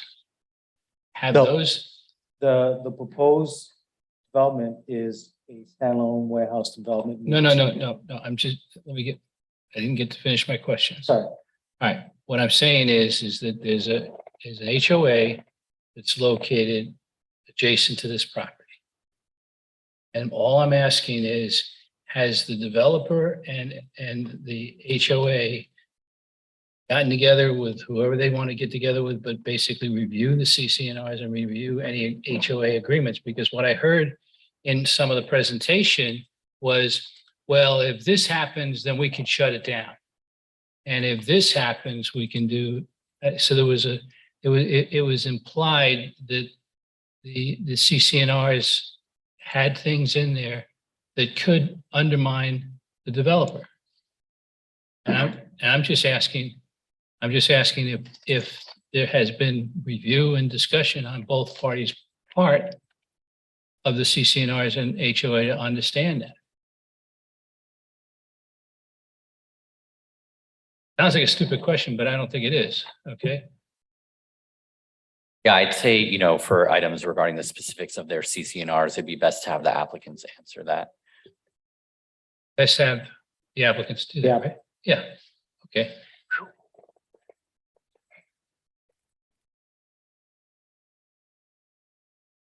Yeah, we've done a full review of the CCNRs and through title of the easements, and there are reciprocal easements that exist today between the two properties. And one of the requests that we have of our neighbors next door that we were working on an agreement, and I in fact even went to the extent that I reached out and I hired or paid or am paying for their attorney so they can get the legal advice to be able to come forth. So I'm, as a good neighbor and a developer, I'm paying that cost. And as of right now, we have to extinguish and quitclaim those easements between the two properties, which is part of the property line. Now we're going to be putting that existing screening wall, which goes back into the effect where the 11 parking spaces are.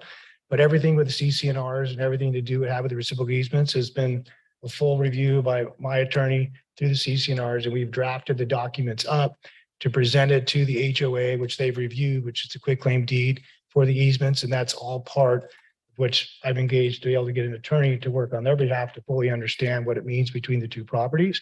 But I think in lies the opposition between the two, which you've heard tonight, is really the truck circulation of how does the trucks that go down along that edge of the property, how is that really going to affect them in the future? and the idling, and I see their concerns. I'm not saying that their concerns aren't valid, that if trucks were to idle there to go forward, if it would be noise on top of what you generate from the freeway would be there. My solution to that is being able to show that where the circulation is going to be going, by how you would have to show the signage where the trucks would be going to be able to turn in and out is by that side of the building, is how that would really be able to go forward. They're not convinced of that because of, obviously, they're, proof is in the pudding of how an operation would work and not being next door to industrial building. But that's where it lies, me being an operator and an industrial owner, know that that's, if you put that signage of how that eventually is going to work out, it's just they're unproven of that fact. If I heard you guys correctly, you were saying potentially proposing that I put the building on the property line. Is that, did I hear that correctly? No, my suggestion would be, it seems like you mentioned, the sticking point here is that potential circulation of trucks on that drive out on the east side of the property. A suggestion would be to eliminate that drive aisle and move your parking field to the west side of your property, so that circulation all takes place on the west side. So have the property line 10-foot setback and then the building. Whatever setback that complies with that zone. A suggestion, but I'm not sure about your logistics of your operations. Can I state it a little differently, Commissioner Bao? Again, I think it's a better practice. If we hear the concerns, we can work with the applicant and ensure that it meets the intent and the standard. I hear what you're saying, and I think I understand, and I think the applicant understands. So we can work through the circulation issues that addresses some of the concerns, and we'll come back with a recommendation. In talking, you believe that 30 days would be a better time? Yeah, if it's 5 days, you have to publish again. We've been working on it for some time. 5 days isn't gonna be enough time. But I would at least like to try to get your feedback on I guess the opposition would be to the signage on the circulation, which happens in a lot of industrial yards and other areas for operation, to show what the area would go, and the signage proves where the truck should go, and why that would be something that would be opposed or not be in support of. I'd like to just hear some feedback on that. What I before we go hear, next. for the applicant's benefit, what I hear is that those are great strategy, but what the commission wants is a high level of assurance that whatever mitigation that we propose would be enforceable. Whether that by And design, also, it's more of a whether traffic it's by management. design or whether it's by condition. So I think that's what the commission wants to see, is that something that's enforceable and can be monitored and address the issue, and not just be a condition that cannot be enforced. I agree. I'm not advocating for a redesign. Whatever mechanism they're in place that's able to be enforced and make sure your neighbors address your neighbors' concern. That's my thought on the matter. I'm not asking you to redesign your site. I'm just asking that through whatever mechanism that we can agree upon, there is a compromise between your neighbors and yourself. It seemed difficult to look at the drawing. That if, because it takes time to unload a truck, load it, and then move them out, and then the next truck come. If the next truck come a little early, where does it park? So that seemed to be a traffic management design that I don't know if you thought about accommodating. But it also seemed that on the Pullman side and Alton side, there was not a complaint there, but it was next adjacent to the right of the building. There seemed to be some medication that needs to be there. And we don't know what to propose for you because you're in discussion with the tenants and owners of that building. Understood. So getting back to my question, and is that, I mean, it sounds like there's a lot of work that's being done already with the CCNR and the homeowners association and everything else. Is it possible to have that agreement or that understanding ready within 30 days? Guess it all depends on how we work out the circulation. Oh, yeah. It's ready to go. I mean, that's exactly right. From a standpoint of the documentation and the legal opinion, it's ready to be signed. It's really the opposition to where the circulation of the building and the traffic going by is where we're running into the hurdle. But from the legal standpoint, the documentation standpoint, we're down the road. That's done. It's this last hurdle is the circulation of where the truck traffic is going to be going, which is causing heartburn for my neighbor and then operational heartburn for myself. Just out of curiosity, I mean, how many trucks do you think go through that property today? I mean, most of the time in their operations, the trucks come after hours because they don't want to deal with the traffic. I mean, that's in reality how these types of facilities operate is because they don't want to deal with traffic as much as anybody else does. I can't guarantee that, but that's the normal course of operation. But then again, I don't want to be able to put any conditions on what the hours of operation of the building are going to be, because then that hinders me when I go out to try to attract tenants. But that's what the course of normal operation is for these type of properties.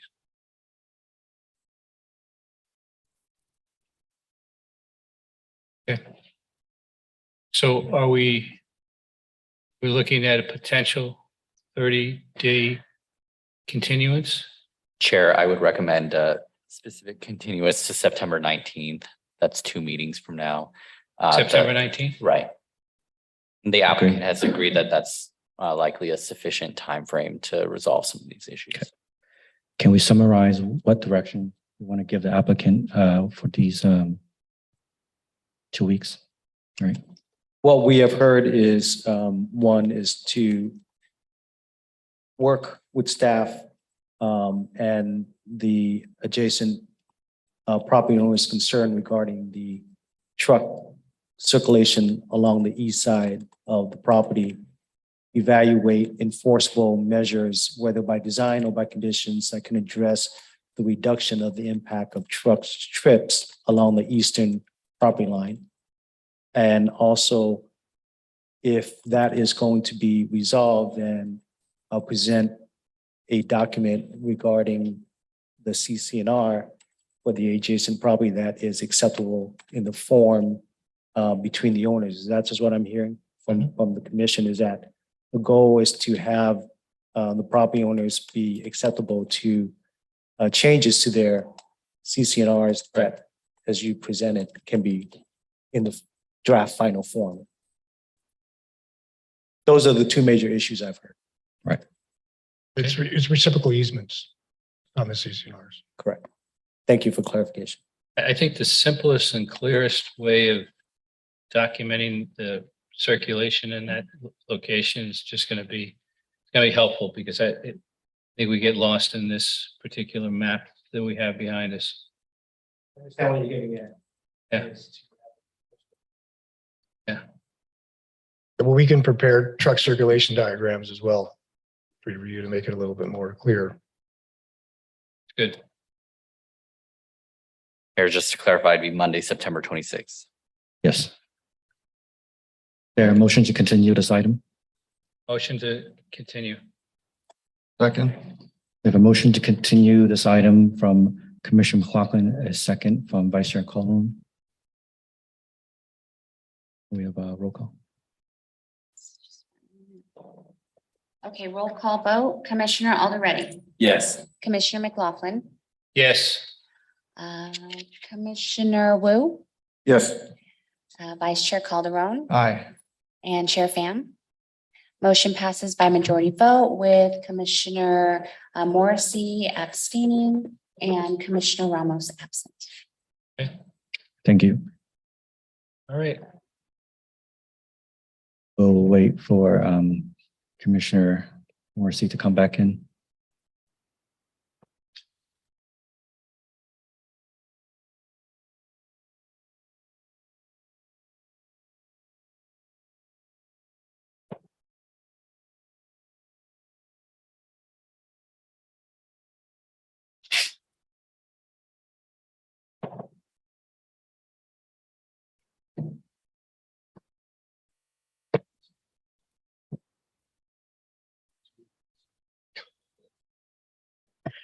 Okay, this concludes the business calendar. moving on to final comments. Are there any staff member comments?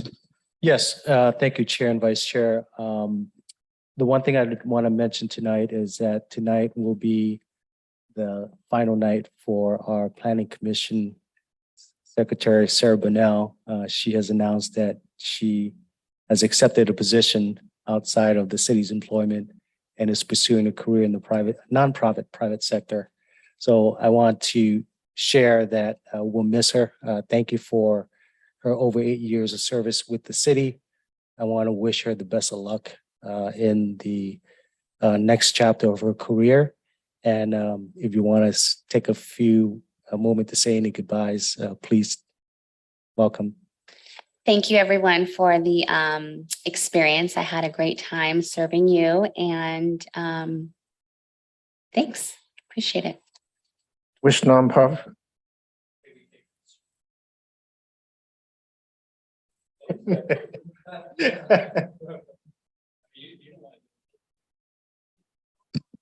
Oh, wait, what are we voting on? Oh, whether I not to say, okay. Other than that, thank you so much, Sarah, for your years of service, and thank you for allowing me the time to share that with you.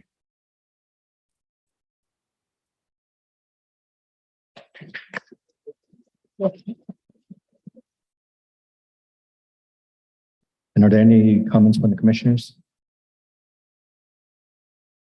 Commissioner Alderete, No comments. Commissioner McLaughlin, We're gonna miss you there, Sarah, and you've done a great job over the years. We appreciate everything you did. Good Commissioner luck. Morrissey. Commissioner Morrissey. Yes, thank you, Sarah. It's been honor serving with you and really enjoyed working with you. Best wishes to you. Would also like to ask the chair and vice chair, maybe you can work on Min and see if we can have a discussion about short-term rentals. I think no matter where you fall on it, it's worth a discussion. So hopefully we can do that soon. Thank you. Noted, Commissioner. Commissioner Wu. Sir, I'd like to thank you also for your support and help too, and hard work. Thank you very much. I'd like to echo Commissioner Morrissey on seeing if staff could get together with the applicant for some kind of regulation of short-term rentals and to have that come back before the Planning Council for discussion and recommendation to the City Council. Thank you, Commissioner Wu. Vice Chair. Congratulations, Sarah, on your new journey. I wish you the best of luck, and thank you for all of your hard work and support. Thank you. Commissioners, thank you. City staff, thank you. And most importantly, thank you for bringing food. Honestly, like, yeah, close to that, you know. I'm recharged on field, and I hope that commissioners and some city staff got to enjoy. There's food in the kitchen. It's We gone will- now. We actually do have light refreshments. See? And that will be provided by generally about 5 o'clock. Perfect. Yes, so if you For keep you that in future mind. reference. Yeah, for the future, if you come a little bit early, maybe 5 o'clock, 5:15, that way you can take part in that in the kitchen prior to the start of the meeting. Thank you. That's honestly just thank you.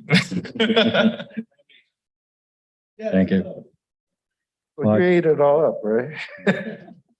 I guess since Sarah is going to be Sarah's last day, that's the last day for snacks. This was the one and only time. No more. But thank you, Sarah. I'll say noted on the short-term rentals. We'll have a discussion with the staff and see what we can do to introduce it to the agenda. And other than that, thank you, Ali, for your presentation. It was very thorough. And thank you everyone else for tonight. And yeah, thank you. This concludes the business calendar. Oh, sorry. This is just an adjournment. Next regular meeting will be held on Monday, September 12th at 5:30 p.m. in the council chambers